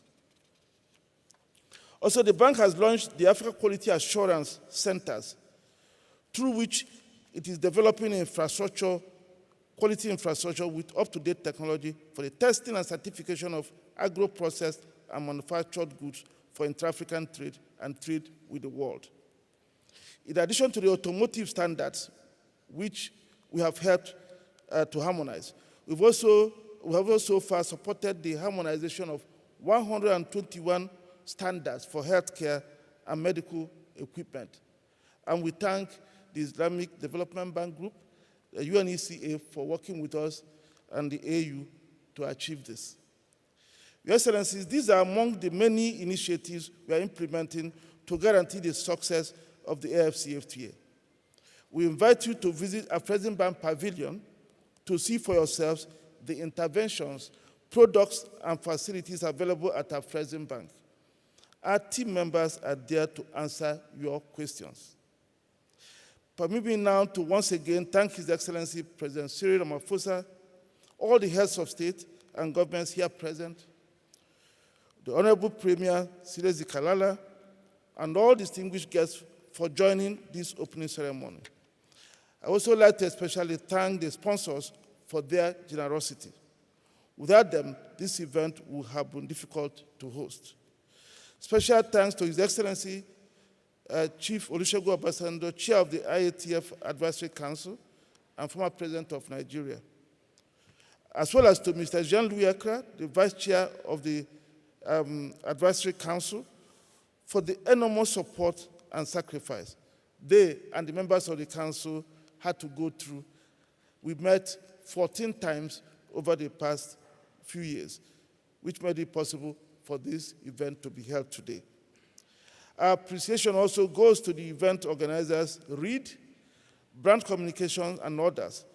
It's also time to recognize the hard work and sacrifice of our indefatigable IATF team, led by Mrs. Kanayo Awani, Managing Director of our Intra African Trade Initiative, and the team at the KwaZulu-Natal province, who have worked with us day and night to make this event a possibility. I congratulate us all for being able to do this, even in the midst of a pandemic. I thank you for your kind attention.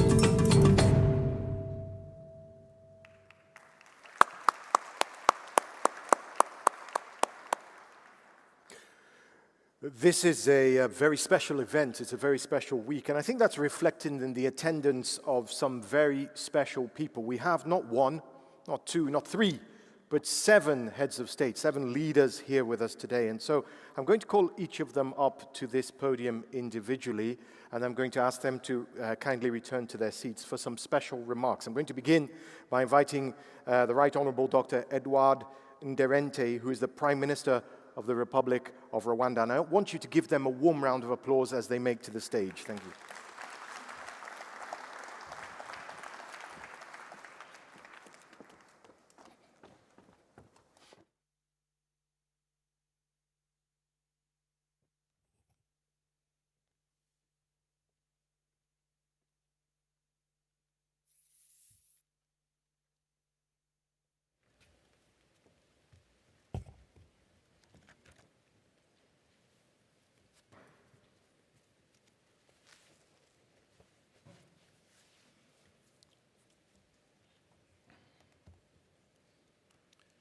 Your Excellency Cyril Ramaphosa, President of the Republic of South Africa, Excellencies, Head of State and the Government, Your Excellency Olusegun Obasanjo, Intra African Trade Fair Advisory Council Chairman and the former President of Nigeria, Excellencies, distinguished guests, it is my great pleasure to participate in the Intra African Trade Fair 2021, representing His Excellency Paul Kagame, the President of the Republic of Rwanda. I would like first to thank Your Excellency President Cyril Ramaphosa for hosting us and hosting this important trade fair, and for the warm hospitality extended to us in this beautiful city of Durban. I also thank the Afrexim Bank, the African Union Commission, and the African Continental Free Trade Agreement Secretariat for co-organizing this second Intra-African Trade Fair.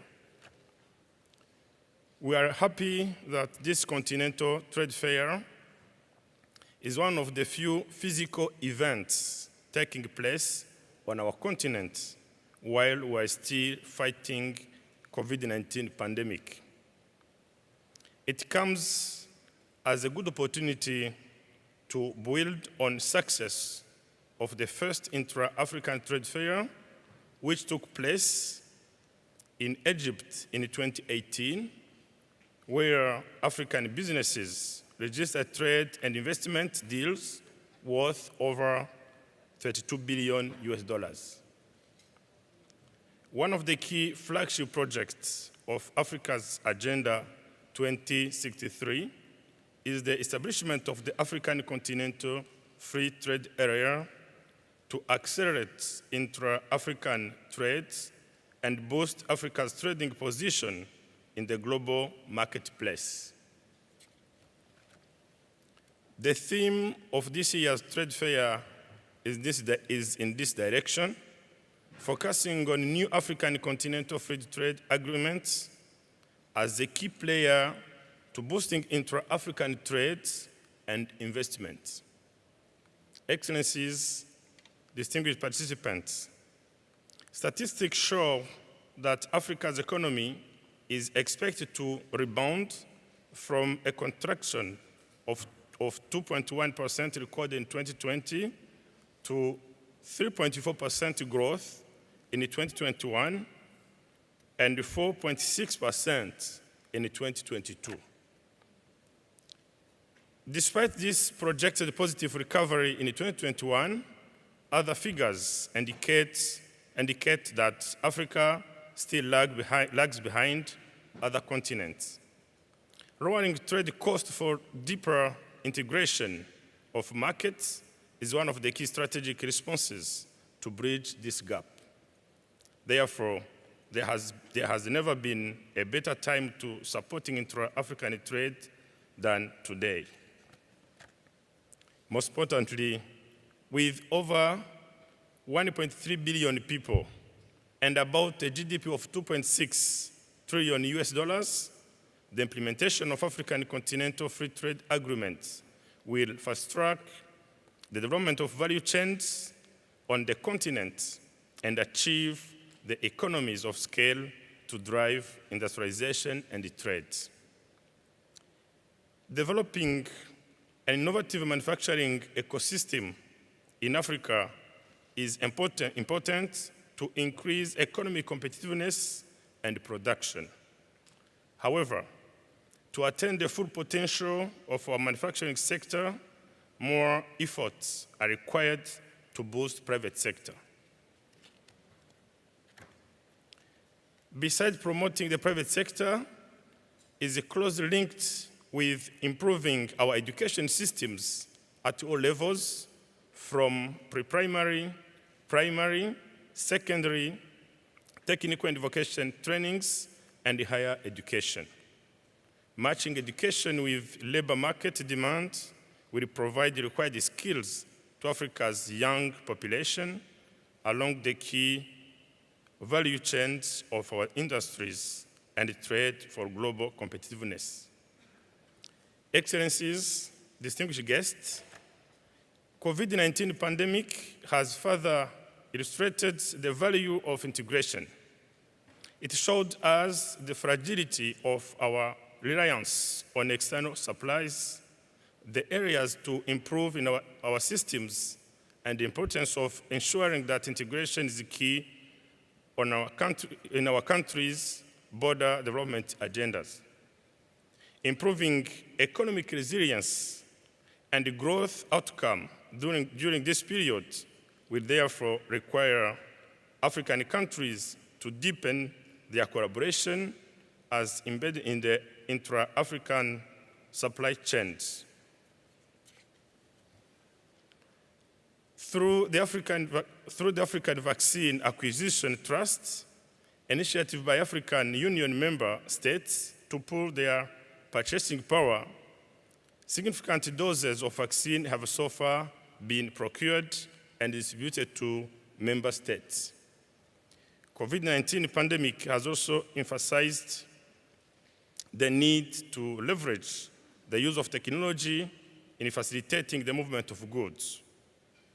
Excellencies, in Rwanda, recovery efforts are in line with our medium to long-term development strategy.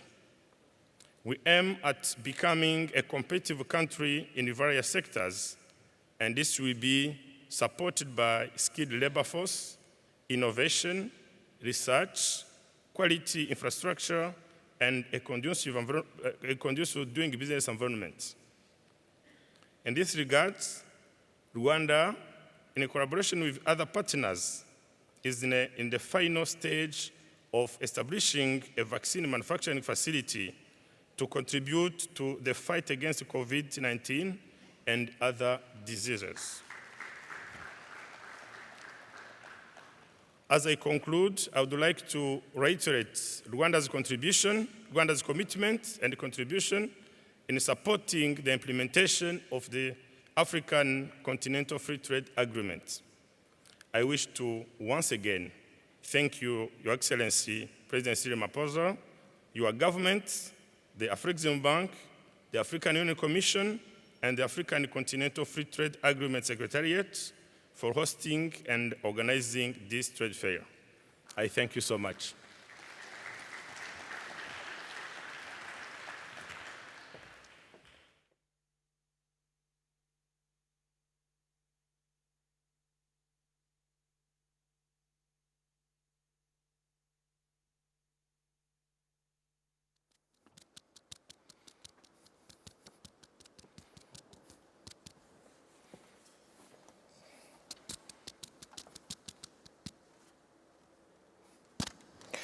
I'd now like to call on His Excellency Hakainde Hichilema, the President, Republic of Zambia.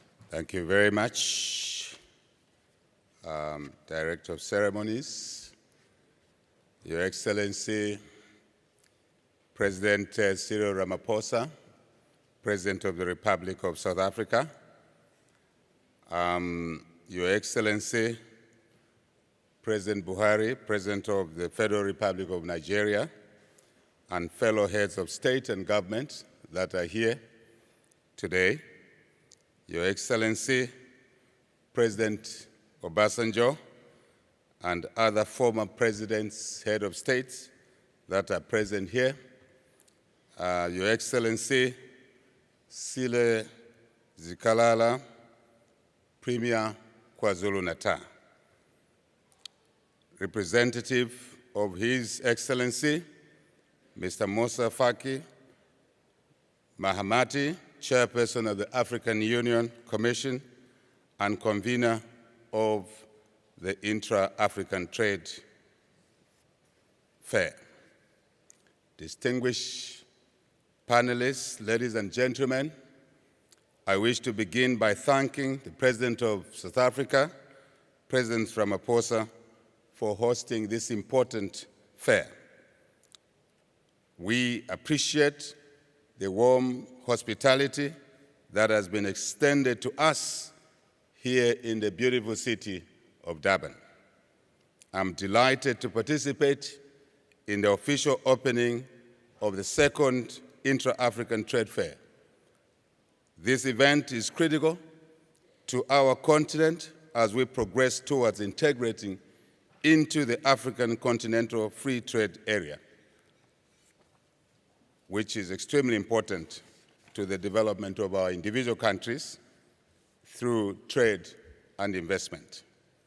We look forward to the opportunities that will arise from a single market for goods and services aimed at boosting trade and investment for the mutual benefit of our countries on the continent. I shall repeat this: for the mutual benefit of our individual countries on our continent. We must ensure that the African Free Trade Area is meaningful to all our people across Africa, meaningful for inclusive economic growth, jobs, and business opportunities in our individual countries. Because if we don't achieve that, it will be difficult to sustain the free trade area. Benefits must be seen by our people in the individual countries. Trade is an important tool for economic growth in our nations as a prerequisite for development in our countries, on our continent, as I've said. It is a tool that will create wealth and lift many of our citizens out of poverty on a continent as rich as ours.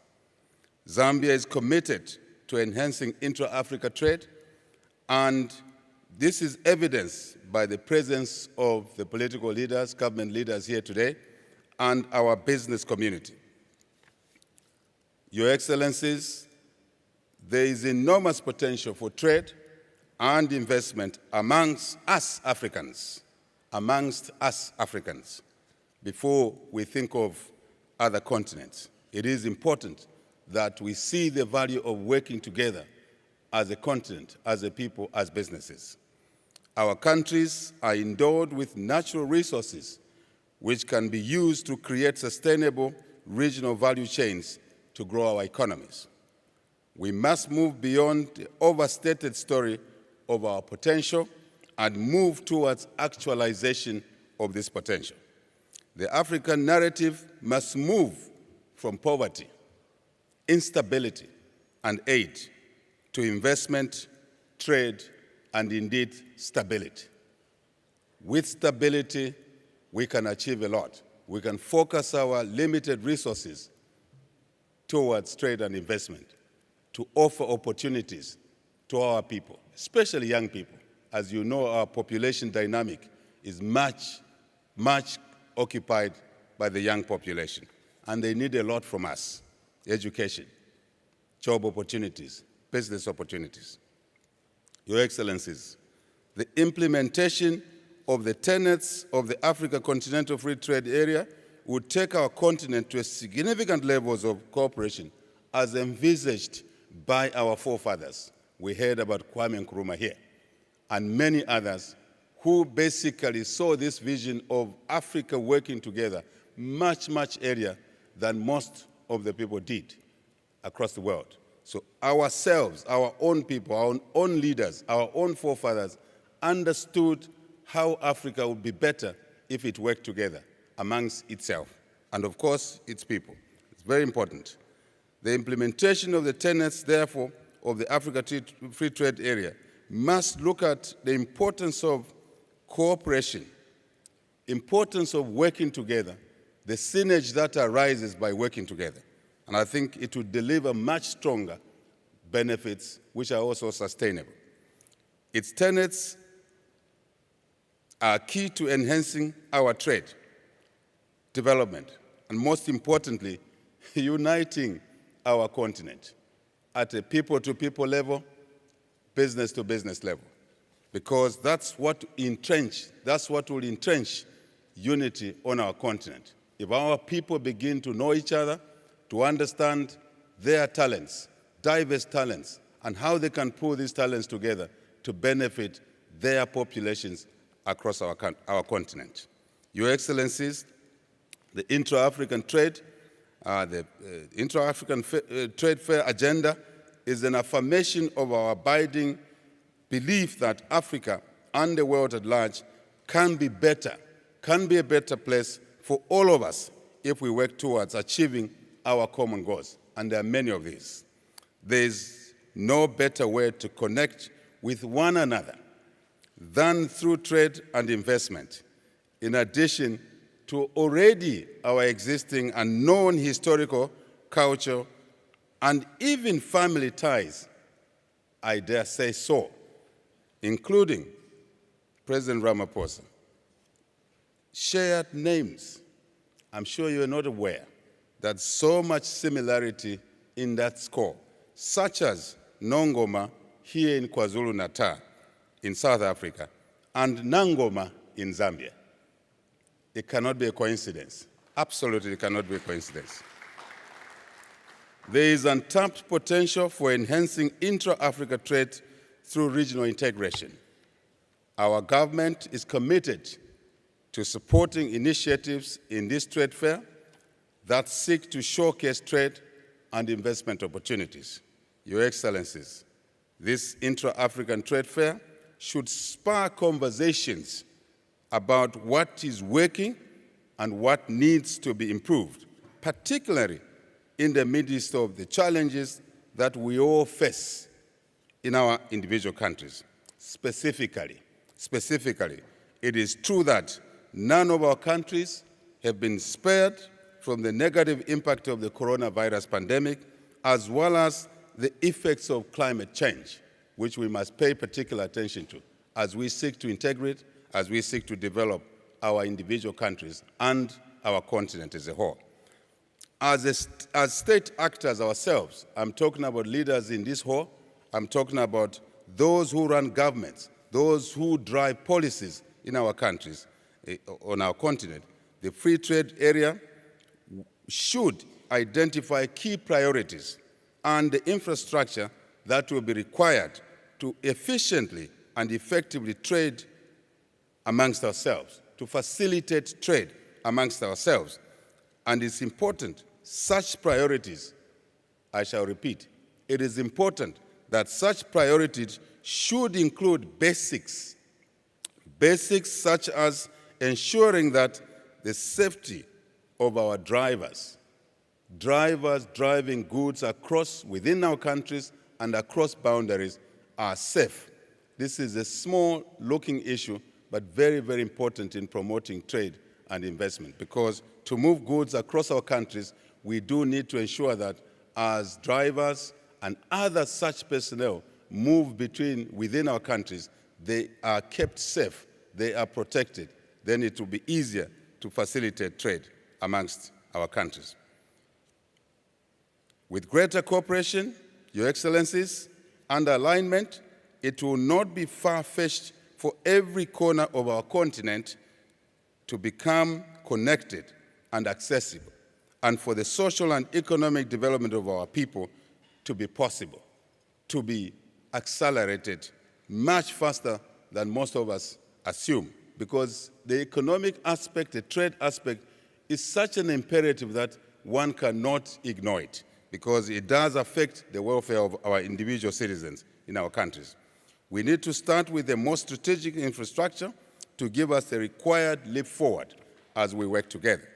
This is a time for us all to catalyze Africa, shift Africa's emphasis from negatives towards prosperity, towards stability. Our individual strengths and various competitive advantages are not a cause for division, absolutely not, but to be leveraged for the development of our continent working together. Distinguished ladies and gentlemen, as I close, I wish to commend the African Export-Import Bank for an excellent presentation that we've just heard. The African Union, the African Continental Free Trade Area Secretariat, and of course, our host, the South African government, led by President Ramaphosa, for putting together this platform that brings together governments and businesses from across Africa and the world in search of trade and investment opportunities to benefit, once again, our people in our countries, on our continent. Ladies and gentlemen, I thank you for your attention.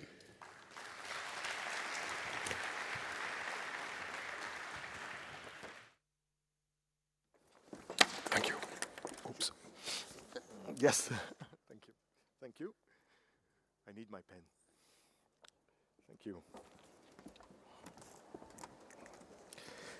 Thank you, Your Excellency. Thank you very much. We'll now move on. I'd like to call to the podium His Excellency Hussein Ali Mwinyi, President of Zanzibar and Chairperson of the Revolutionary Government. Give him a round of applause, please.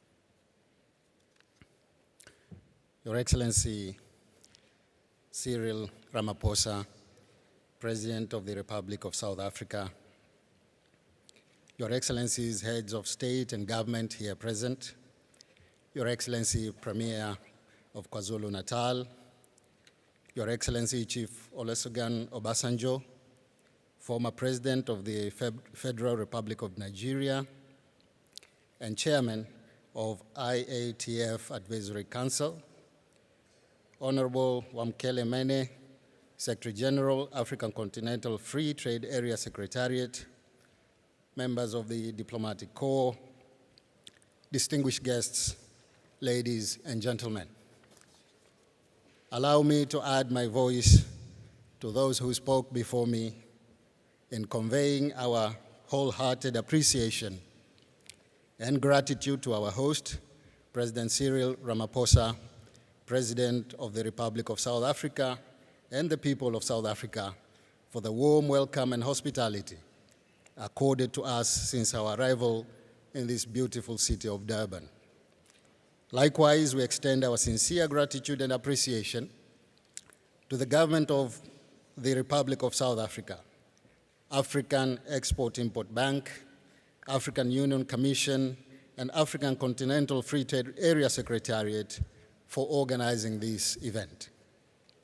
Excellencies, I wish to convey sincere apologies from Her Excellency Samia Suluhu Hassan, President of the United Republic of Tanzania, who who was supposed to be here with you today. However, due to unavoidable circumstances, she could not make it. She has asked me to convey her best wishes for the successful staging of the second Intra African Trade Fair 2021. Excellencies, the United Republic of Tanzania has always been at the forefront in spearheading the spirit of Pan-Africanism. This second Intra-African Trade Fair has come at a time when the world is struggling for economic recovery from the effects of COVID-19.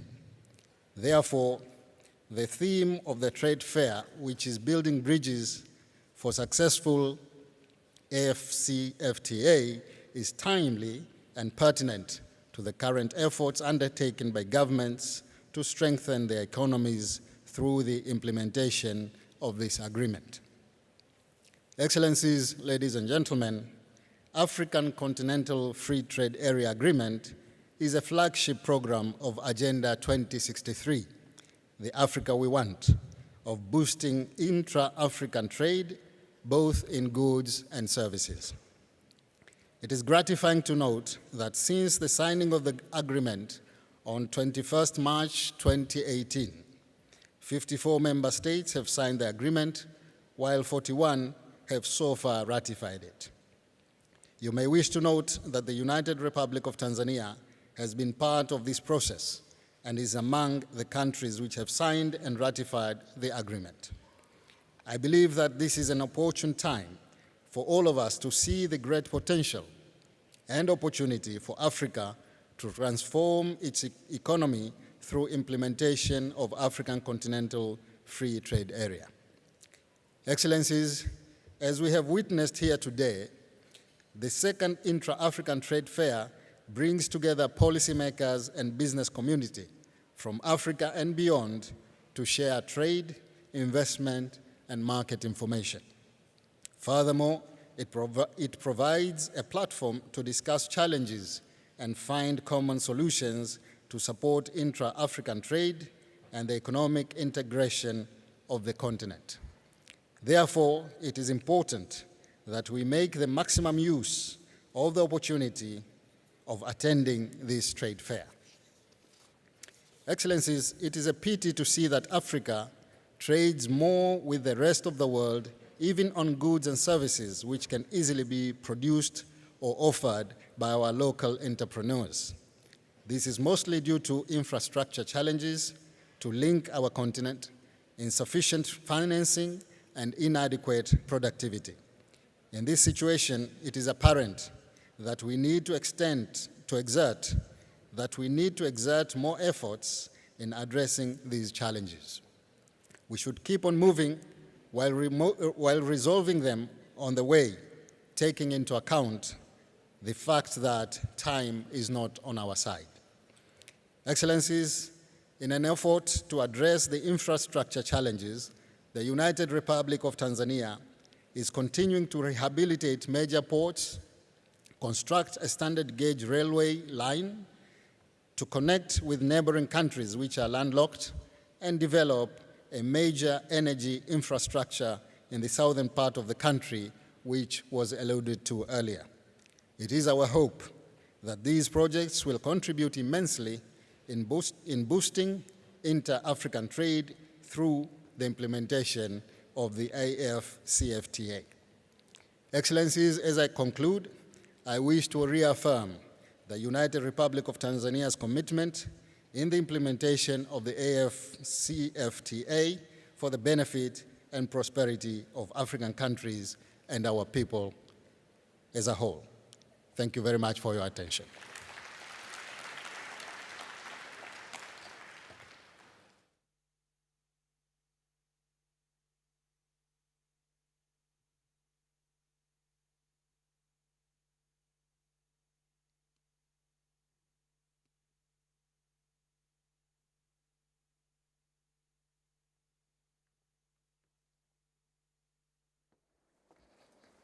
Thank you, Your Excellency. I'd now like to call on His Excellency Lazarus Chakwera, President, Republic of Malawi, please. Republic of Malawi, round of applause.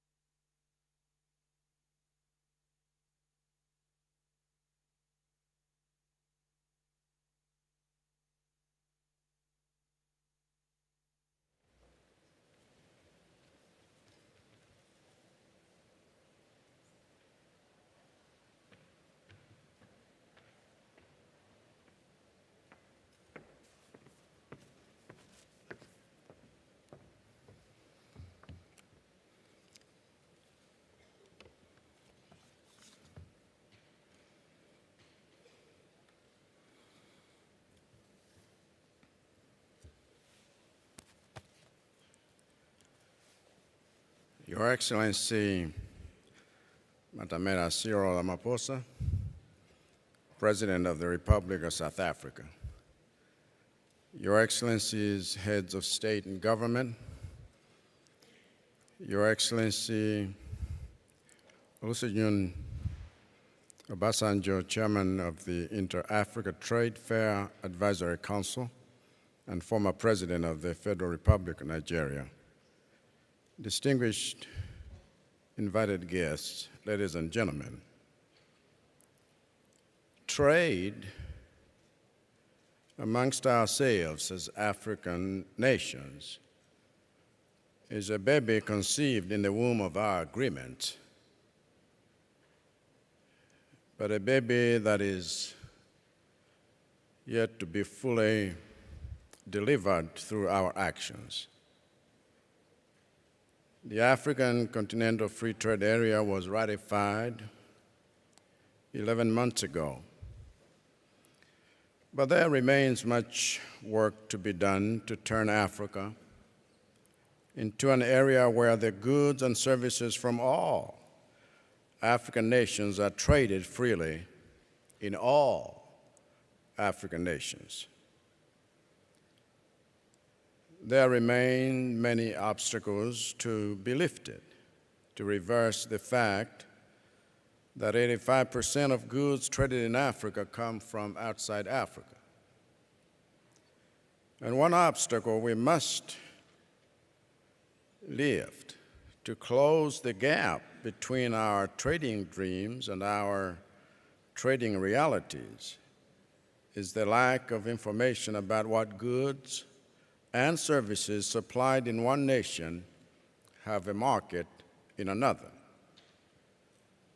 The Intra African Trade Fair goes a long way to lift this obstacle, and I invite you to visit the Malawi booth, where close to 30 of my country's captains of industry are ready to do business.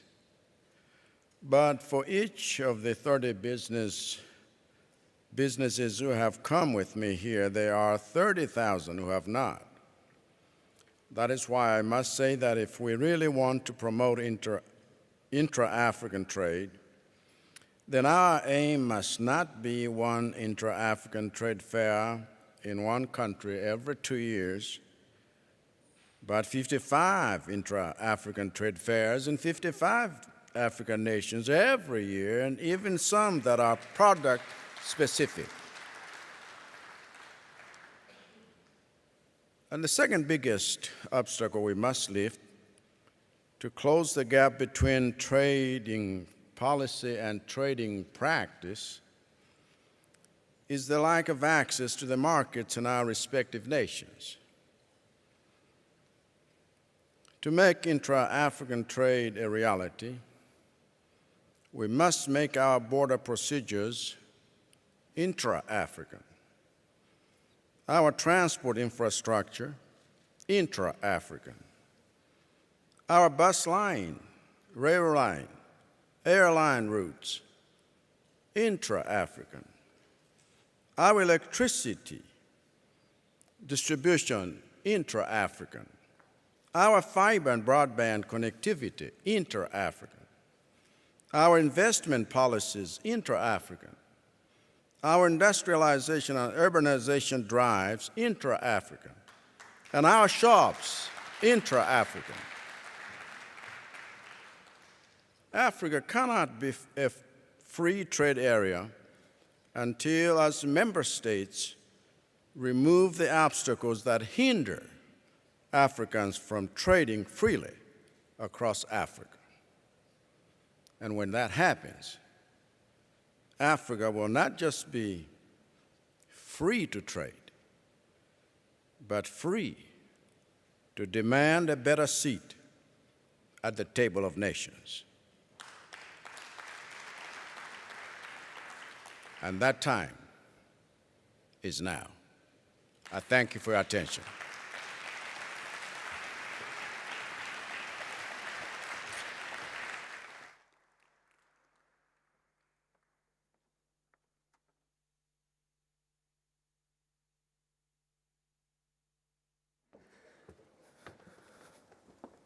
Thank you, Your Excellency, for those powerful words. Now I will now call on His Excellency Emerson Mnangagwa, the President, Republic of Zimbabwe.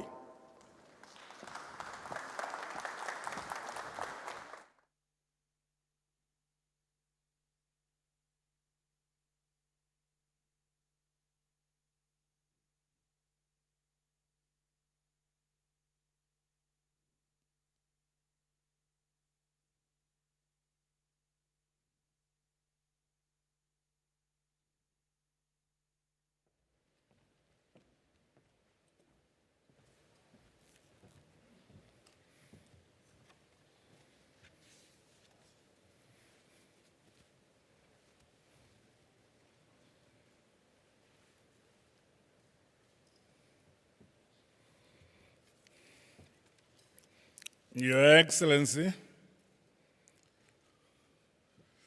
my dear brother, President of the Republic of South Africa, Your Excellency Cyril Ramaphosa, Your Excellencies, heads of state and government, Your Excellency, the former President of the Federal Republic of Nigeria, President Obasanjo, President of the Afrexim Bank, Dr. Orama, Secretary General of the African Continental Free Trade Area, His Excellency Wamkele Mene, heads of regional economic communities who may be here, distinguished guests, ladies and gentlemen. I feel honored to be part of this second Intra African Trade Fair being held under the theme Building Bridges for a Successful African Continental Free Trade Area. Allow me to thank our host and brother, His Excellency President Cyril Ramaphosa, for the warm welcome and hospitality since our arrival this morning. I further commend His Excellency Nana Odo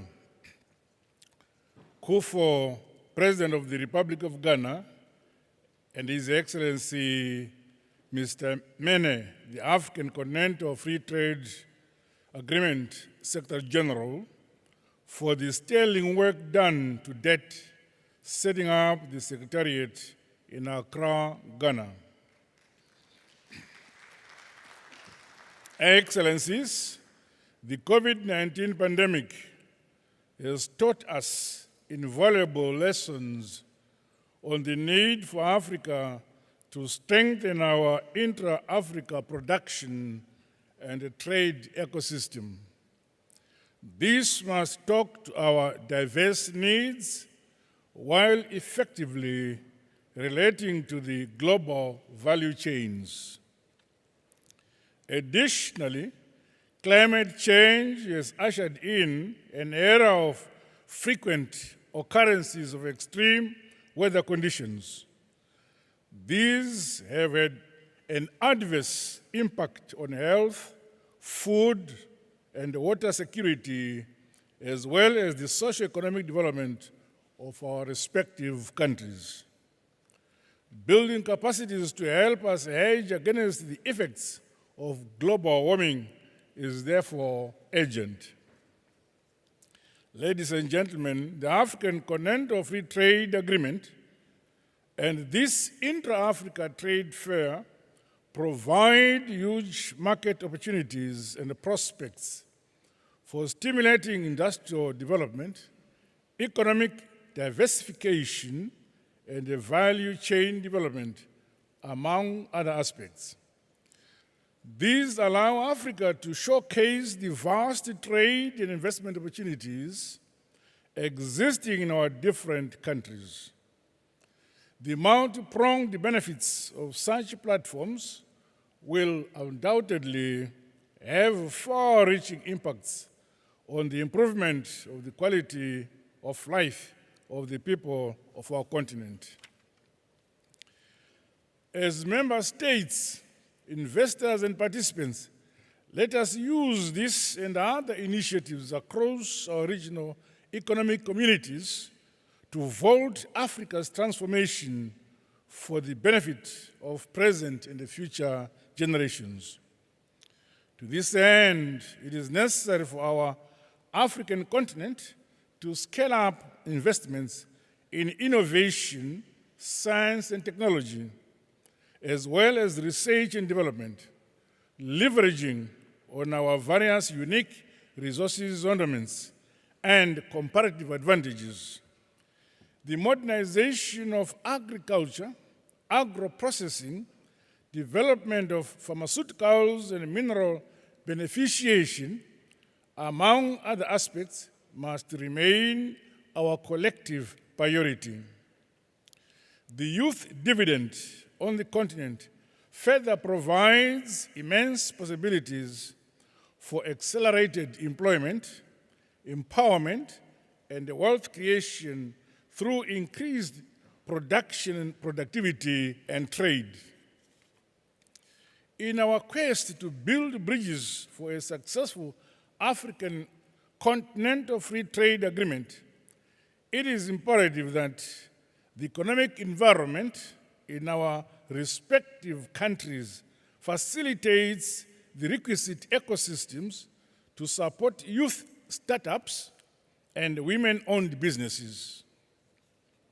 The ease of doing business mechanisms must be incorporated to enhance the ability of these groups to benefit from the economic advantages associated with our continental free trade agreement. As we march towards achieving the Africa we want, it is equally important to strengthen our resolve to realize development that leaves no one and no place behind on the continent. In this regard, the centrality of investments in skills and training and the capacity building cannot be overemphasized, especially in the agro sector, where the majority of participants hail from rural communities in our respective countries. The modernization and development of cross-border infrastructure projects to facilitate intra-Africa trade is a key cog to accelerate continental integration. These projects must seek to broaden the penetration and usage of information penetration and usage of information communication technologies, as well as to upgrade and modernize ports of entry, establish more efficient one-stop border posts, and the development of transport corridors, among others, especially to the landlocked countries. Zimbabwe stands ready to play its part in advancing our vision of an economically integrated continent. As such, my government continues to undertake national projects which complement the aspirations of both our region, SADC, and the continent as a whole. Excellencies and ladies and gentlemen, technological advancements under the fourth industrial revolution, including information communication technologies, should be harnessed to broaden the scope for trade, networking, and business interactions. Furthermore, let us continue to take advantage of the various trade showcases and fairs, such as this Intra African Trade Fair, to promote the investment opportunities, products, and services we have to offer. In our case in Zimbabwe, we host annually the Zimbabwe International Trade Fair and stand ready to welcome more exhibitors from across the continent and beyond. We will transform Africa, building the Africa we want, brick upon brick, stone upon stone. In conclusion, allow me to wish you, Your Excellency, President, my dear brother, Cyril Ramaphosa, a successful hosting of the event and delegates, investors and exhibitors, a fruitful 2021 Intra Africa Trade Fair. I thank you.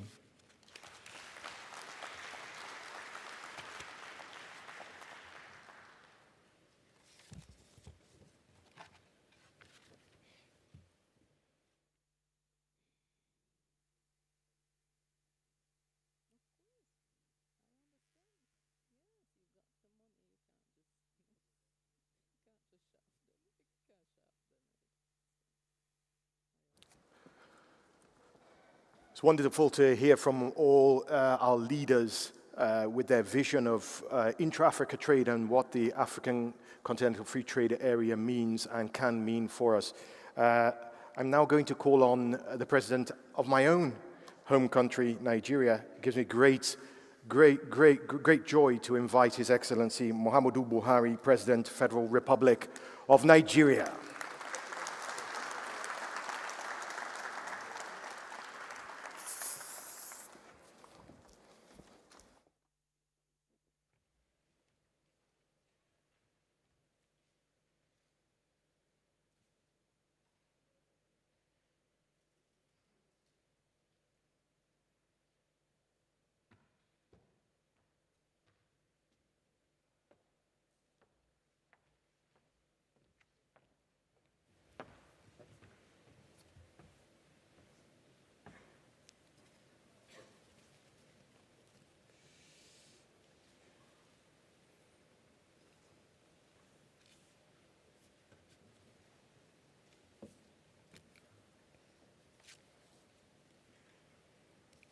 Your Excellency, the host president, the President of the Republic of South Africa, Your Excellency Cyril Ramaphosa, Your Excellencies, Presidents and Heads of Governments, Chairman, Your Excellency General Chief, former President of Nigeria, Olusegun Obasanjo, whom I served under him as Minister of Petroleum for 3¼ years.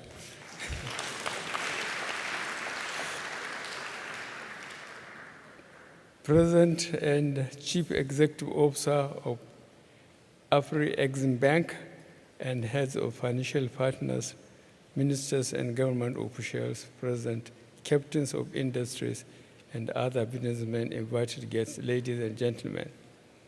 Your Excellency, Mr. President, I wish to specifically thank you for inviting me to attend this program.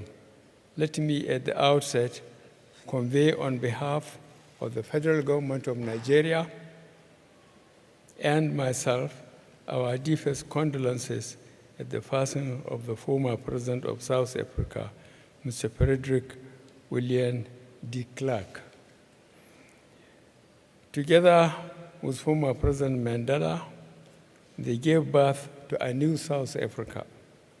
I send my condolences to his family and friends. Today is a great day for Africa as we start our collaborative journey towards collective economic prosperity through the African Continental Free Trade Area. I very much look forward to see more African products manufactured in Africa using African resources. Let me start by congratulating the African Union Commission, the African Continental Free Trade Export-Import Bank, for their dedication and relentless effort in seeing this very worthy moment, the people of Durban, for hosting this year's Intra African Trade Fair. I sincerely hope that we will witness milestone agreements among African businesses at this gathering. Through these gatherings, we will be laying a solid foundation for future business-to-business and government-to-government cooperation. Most of Africa's existing challenges, whether security, economy, or corruption, can be traced to our inability over the years to domesticate the production of our most basic requirements and provide jobs to our teeming and dynamic youth population. Under the African Continental Free Trade Area, we can double our African trade by 2030, reduce our reliance on imports, and therefore create more jobs within the continent. We cannot achieve this goal by talking alone. The implementation will be a difficult journey. But all challenges are surmountable if both the public and private sectors collaborate. On the public sector side, governments must support it. This means providing incentives to encourage our businesses to formalize and comply with laid down regulations. Free trade must also be fair, and fairness can only be achieved when there is full compliance with regulations, especially those relating to rules of origin. The African Continental Free Trade Area is for made in Africa products and services.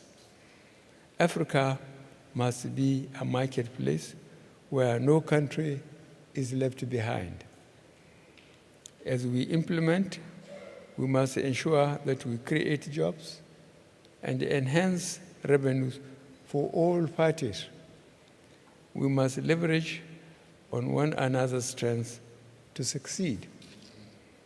Our business people must key into existing regional value chains or build new ones, either to extend operations into the higher value segments of their industries or to satisfy the area's rules of origin requirements.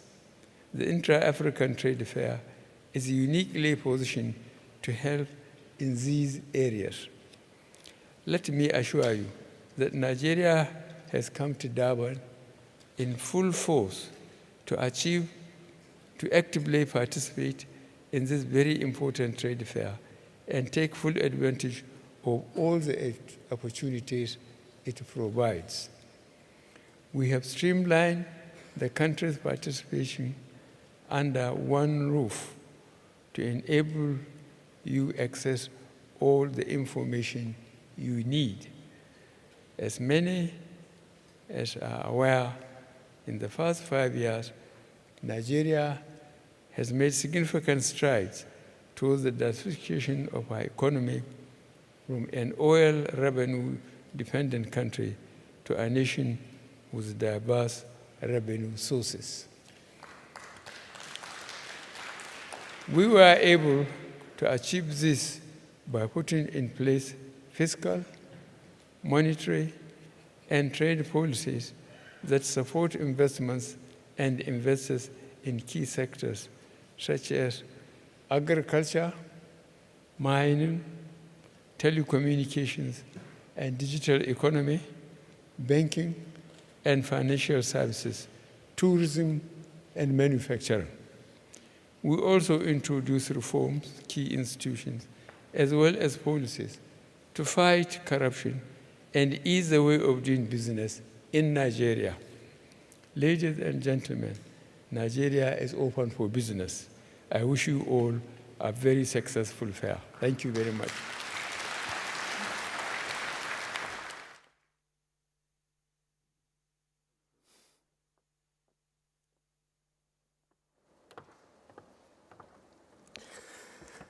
Thank you, Your Excellency, and thank you, Your Excellencies. That concludes the special remarks from our Special Industry Republic of South Africa.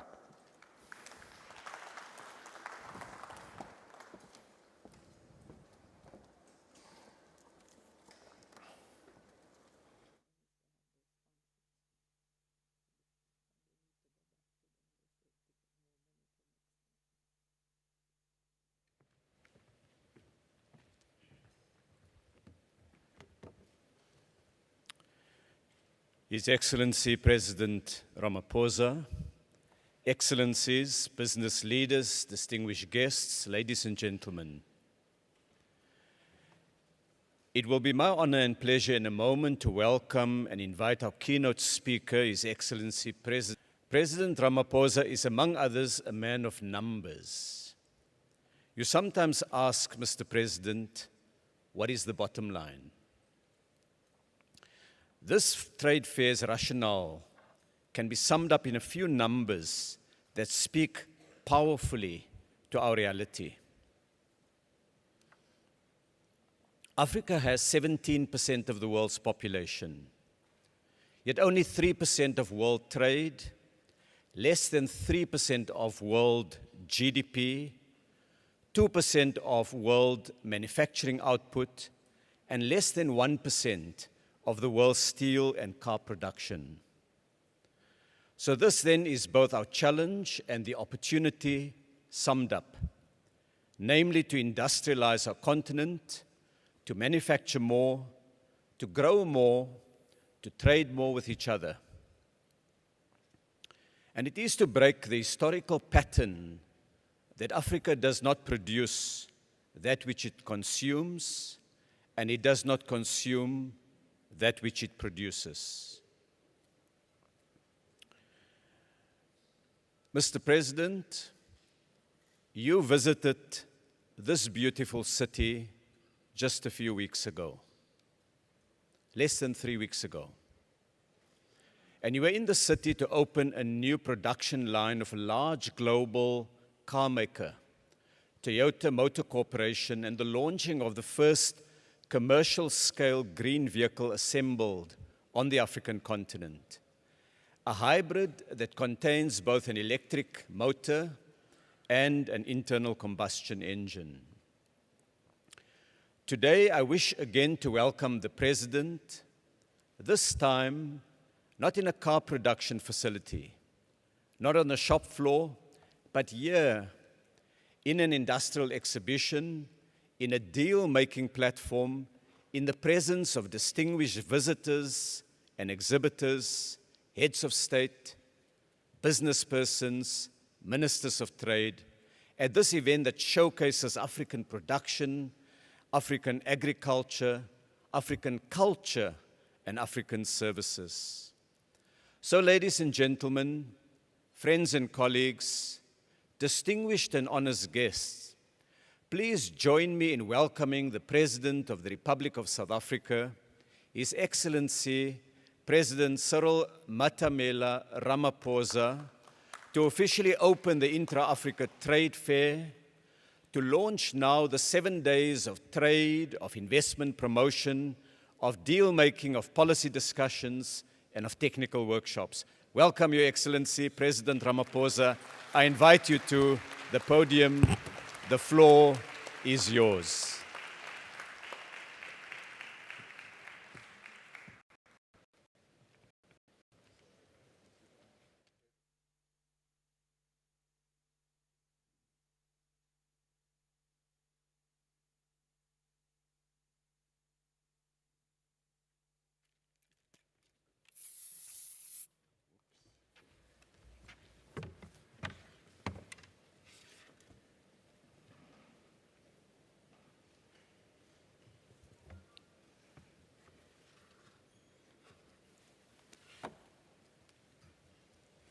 Program Director,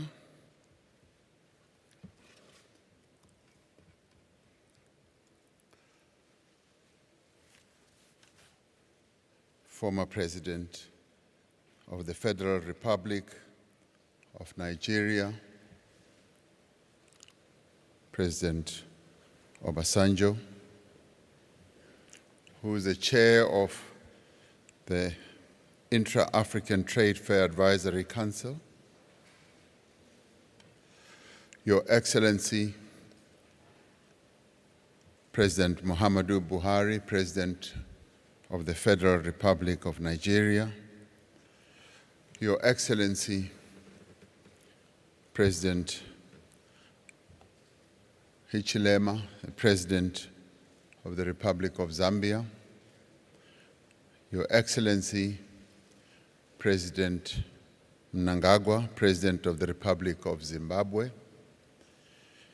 Your Excellency President Chakwera, the President of the Republic of Malawi and Chairperson of the Southern African Development Community, Your Excellency Edward Girente, Prime Minister of the Republic of Rwanda, Your Excellency President Hussein Mwinyi, President of Zanzibar, Premier of KwaZulu-Natal, Mr. Sihle Zikalala, Minister of Trade and Industry, Ibrahim Patel, and President of the Board of Directors of Afri-Exim Bank, and convener of the Intra African Trade, Professor Benedict Orama, the Secretary General of the Africa Continental Free Trade Area, Mr. Wamkele Mene, the former African Union Chairperson, Union Commission Chairperson, Dr. Nkosazana Dlamini Zuma, ministers and deputy ministers, MECs and distinguished guests, and ladies and gentlemen. I'm extremely proud and pleased to have this opportunity to address this Intra Africa Trade Fair and to open it. I'd like to firstly thank and applaud three people who are really the movers and shakers of this Africa Trade Fair. That is Professor Orama, President Obasanjo, and our Premier here in this province, Mr. Sihle Zikalala.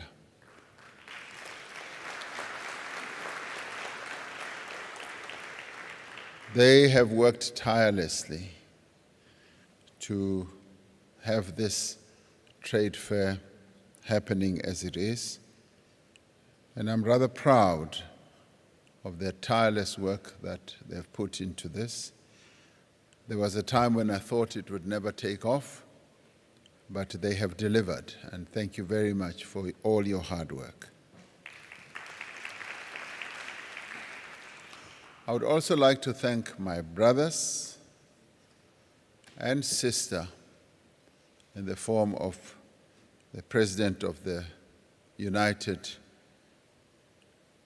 Republic of Tanzania, who couldn't come but sent President Mwinyi, President of Zanzibar, was also Vice President of the United Republic of Tanzania, for honoring me and KwaZulu-Natal and South Africa by your presence at this Intra-Africa Trade Fair. It doesn't often happen that heads of state attend trade fairs. I don't know what you've come to buy.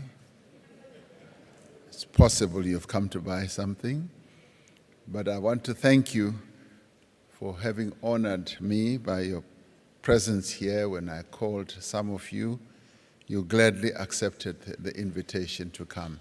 So thank you very much for being here.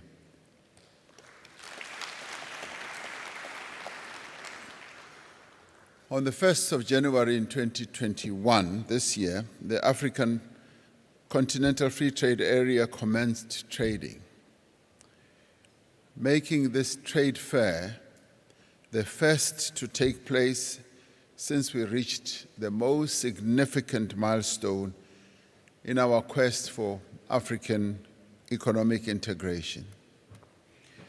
In 2018, the first Intra-Africa Trade Fair opened in Egypt, in the ancient city of Cairo. Today it is opening here in the southernmost tip of our African continent. In due course, we hope that this trade fair will be held in many other parts of our continent, as it has already proven since we held the first one in Egypt, that it enhances trade. And our mission as Africans is to enhance trade and integration on our continent. So this fair belongs to all of us. The goods and products and services exhibited at this fair represent all the countries of Africa, and its success rests on the participants who are going to be participating here.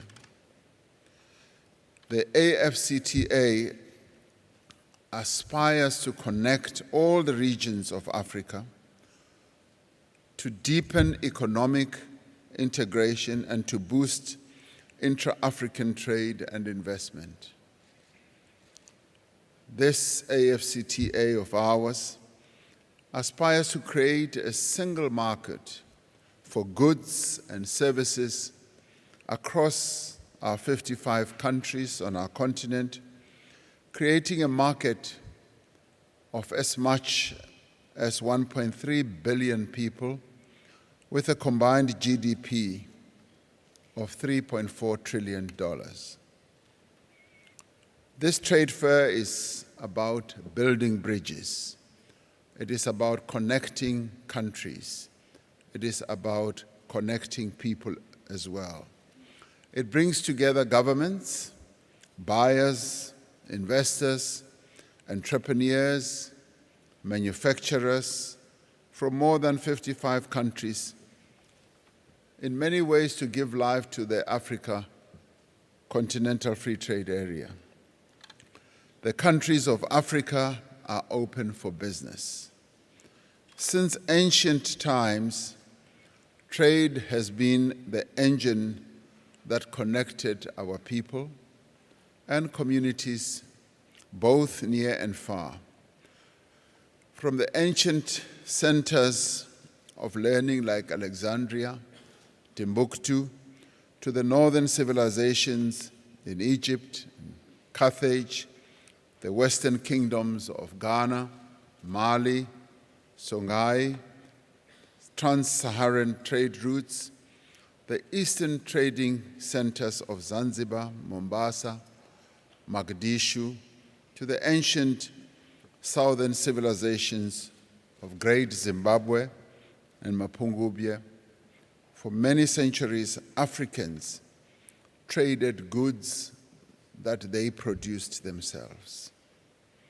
Throughout history, Africa has had a network of trade routes that facilitated the flow of goods such as gold, beads, gum, metalworks, salt, textiles, metals, and many others. These trade routes enabled African traders to seek out markets also beyond our continent. Colonialism deepened the damage that has been wrought on our continent, but it also damaged the indigenous development of African trade and caused a great deal of harm to our societies, and in many ways destroyed all those trade routes and interconnectedness that we had for centuries on our continent. At first, Europeans traded in African lives, carrying millions of slaves across the Atlantic to produce the wealth of their newfound colonies. The wealth that resides in the United States, that dazzles so many people, the wealth that resides in Europe that dazzles so many people, in large part is wealth that originated from this continent. Then, with the realization of Africa's vast raw materials, colonial powers turned to the extraction of Africa's minerals and agricultural products. Much of the economic storyline of colonialism persists to this day. Now Africa is taking concrete steps to write its own economic success story. And this Intra Africa Trade Fair is part of that story. Africa is opening up new fields of opportunity. One such opportunity is Africa's rapid adoption of locally developed fintech, of which companies such as M-Pesa is the most well-known and globally known. It is an example of financial and technological innovation in which Africa leads the world. A recent report by the Brookings Institution notes that Africa is already the largest adopter of mobile money transfer systems, comprising nearly half of the globe's registered mobile money customers. Approximately 70% of global mobile money transactions and 2/3 of the transactions by volume and by value as well. It is by harnessing all our capabilities, both existing and emerging, that we will accelerate our continent's economic growth and integrated development. It is our expectation that this trade fair will further cement its position as Africa's premier trade platform, where African manufacturers and producers can promote and sell more goods labeled "Made in Africa." I think many of us long to see that wonderful and golden label where we will see "Made in Africa," not made anywhere else in the world.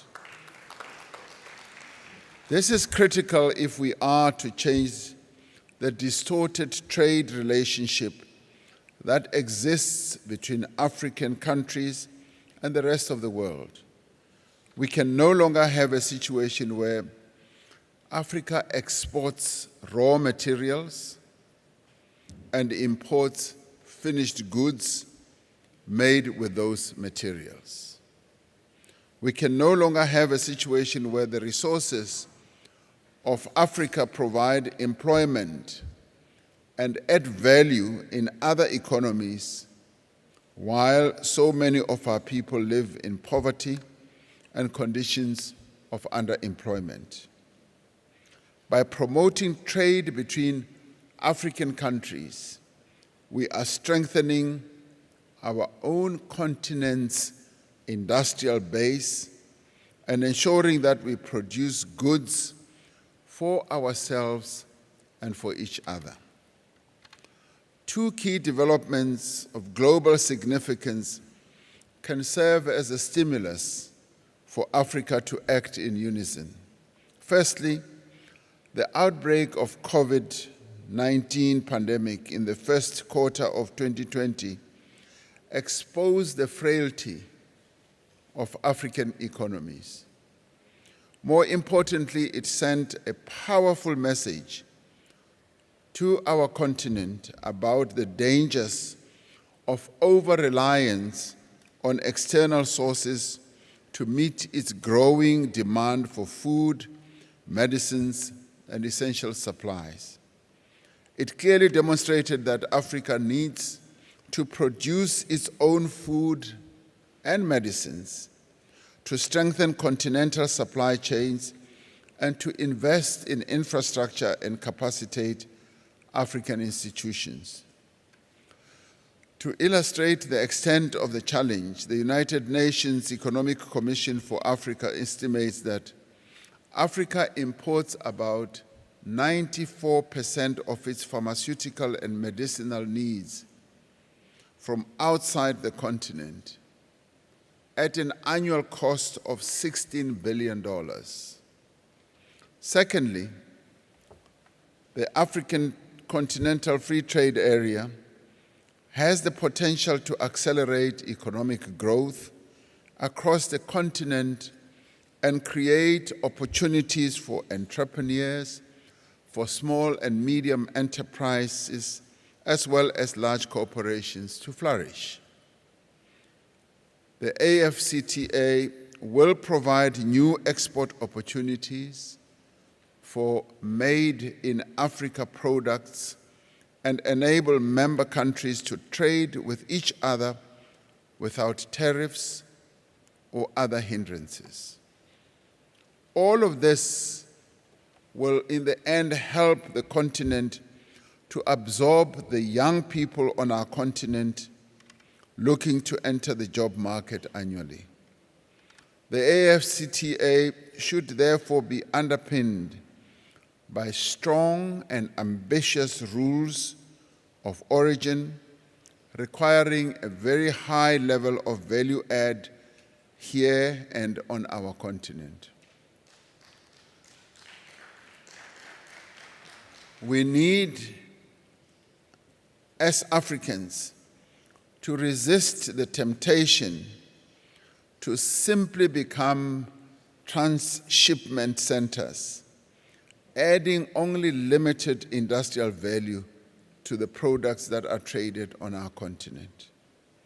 The AFCTA will unlock more value and give effect to the dream of African development if it promotes complementary trade between countries. It is about using the combination of the continent's raw materials and industrial capacity, which must grow, but also using the finance, the services, and infrastructure to produce quality finished goods to local and global markets. It is about creating a market that is large enough to attract investors from across the world to set up their production facilities on our continent, but to do so on our terms. We need to leverage platforms such as the Intra African Trade Fair to mobilize all African governments together with our social partners to work tirelessly to address youth unemployment. Half of Africa's population are women. In fact, more than half. And they are the dominant actors in the informal sectors on Africa's economic landscape. But despite this, women only generate around a third of the continent's combined GDP. It is important that the Intra Africa Trade Fair should give special attention to African women in business, recognizing their great potential as drivers of economic change across the continent. Trade is built on a bedrock of investment, but trade is also built on the bedrock of human capital. And on our continent, the women of our continent are that bedrock, and let's unleash them so that they can play their key role.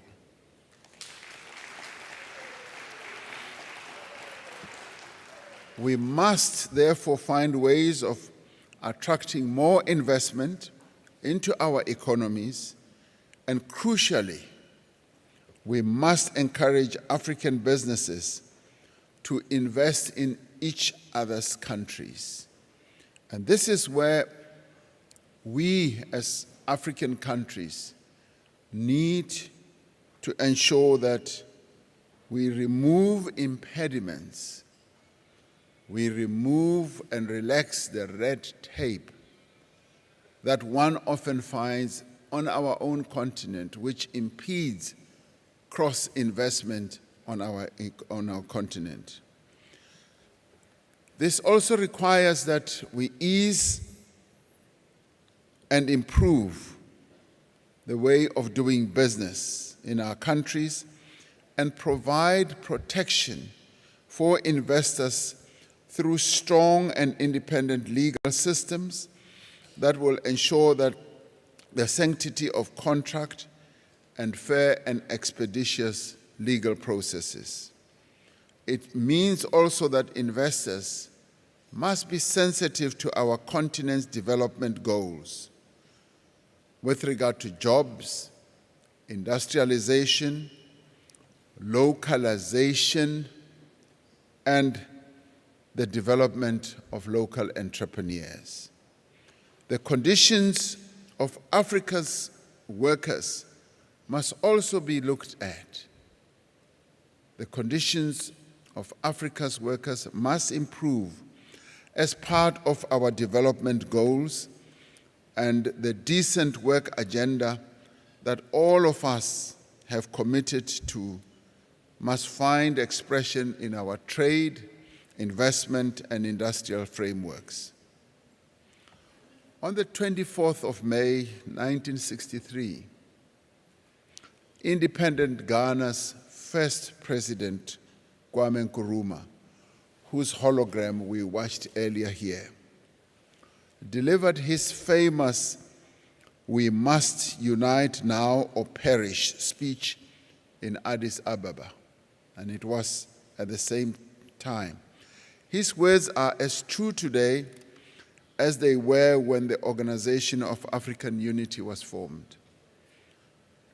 And he said, open quotes, "With our united resources, energies, and talents, we have the means, as soon as we have shown the will, to transform the economic structures of our individual states from poverty to that of wealth, from inequality to the satisfaction of popular needs. Only on a continental basis," he said, "shall we be able to plan the proper utilization of all our resources for the full development of our continent," close quote. Now is the time for action.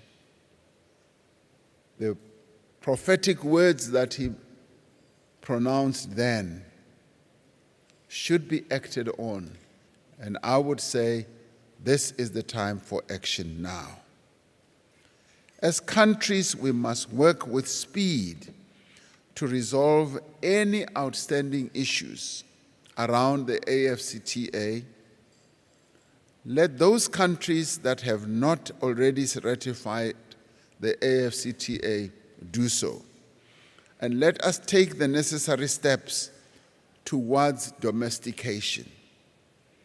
We are greatly encouraged by the sentiment expressed by the African Development Bank a few weeks ago that the implementation of the AFCTA will be a key component of the bank's lending program, and that working with the AFCTA Secretariat, the bank hopes to amass a number of AFCTA-aligned investments. Finance should be available to all our countries for us to, one, industrialize, to improve our agriculture, and to do a whole lot of other things to produce products and services. South Africa stands ready to work closely with all African countries to forge more balanced, equitable, and fair trade relations amongst African nations.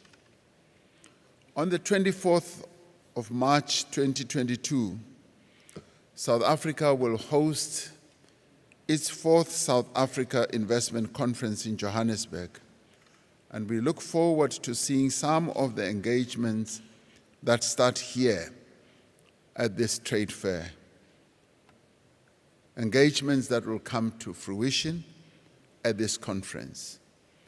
Engagements that will start here from contact to contract when they come to the investment conference that we will hold in 2022. I'd like to therefore welcome you all to South Africa and encourage you to enjoy and experience the warm hospitality of this great city of Durban here in KwaZulu-Natal, our province. I also invite you to take time to explore this great city, and even to President Hichilema, by saying to you, yes, you are welcome to also go to Nongoma, which is very closely associated with Nangoma in your own country. And here also in South Africa, you could possibly find a place which is closely related to your own name, Hichilema. In Limpopo, you could go to a place called Hachilema. So we are related and connected in many, many ways. So to all the participants, I wish you productive days ahead as we work to transform our continent and as you brush shoulders with one another. In Egypt, we were able to amass trade and investment amounting to about $40 billion. I am hoping that here, in this warm city of Durban, you will be able to outstrip what was done in the ancient city of Cairo. This is Durban. Things happen here in Durban. So go ahead and trade.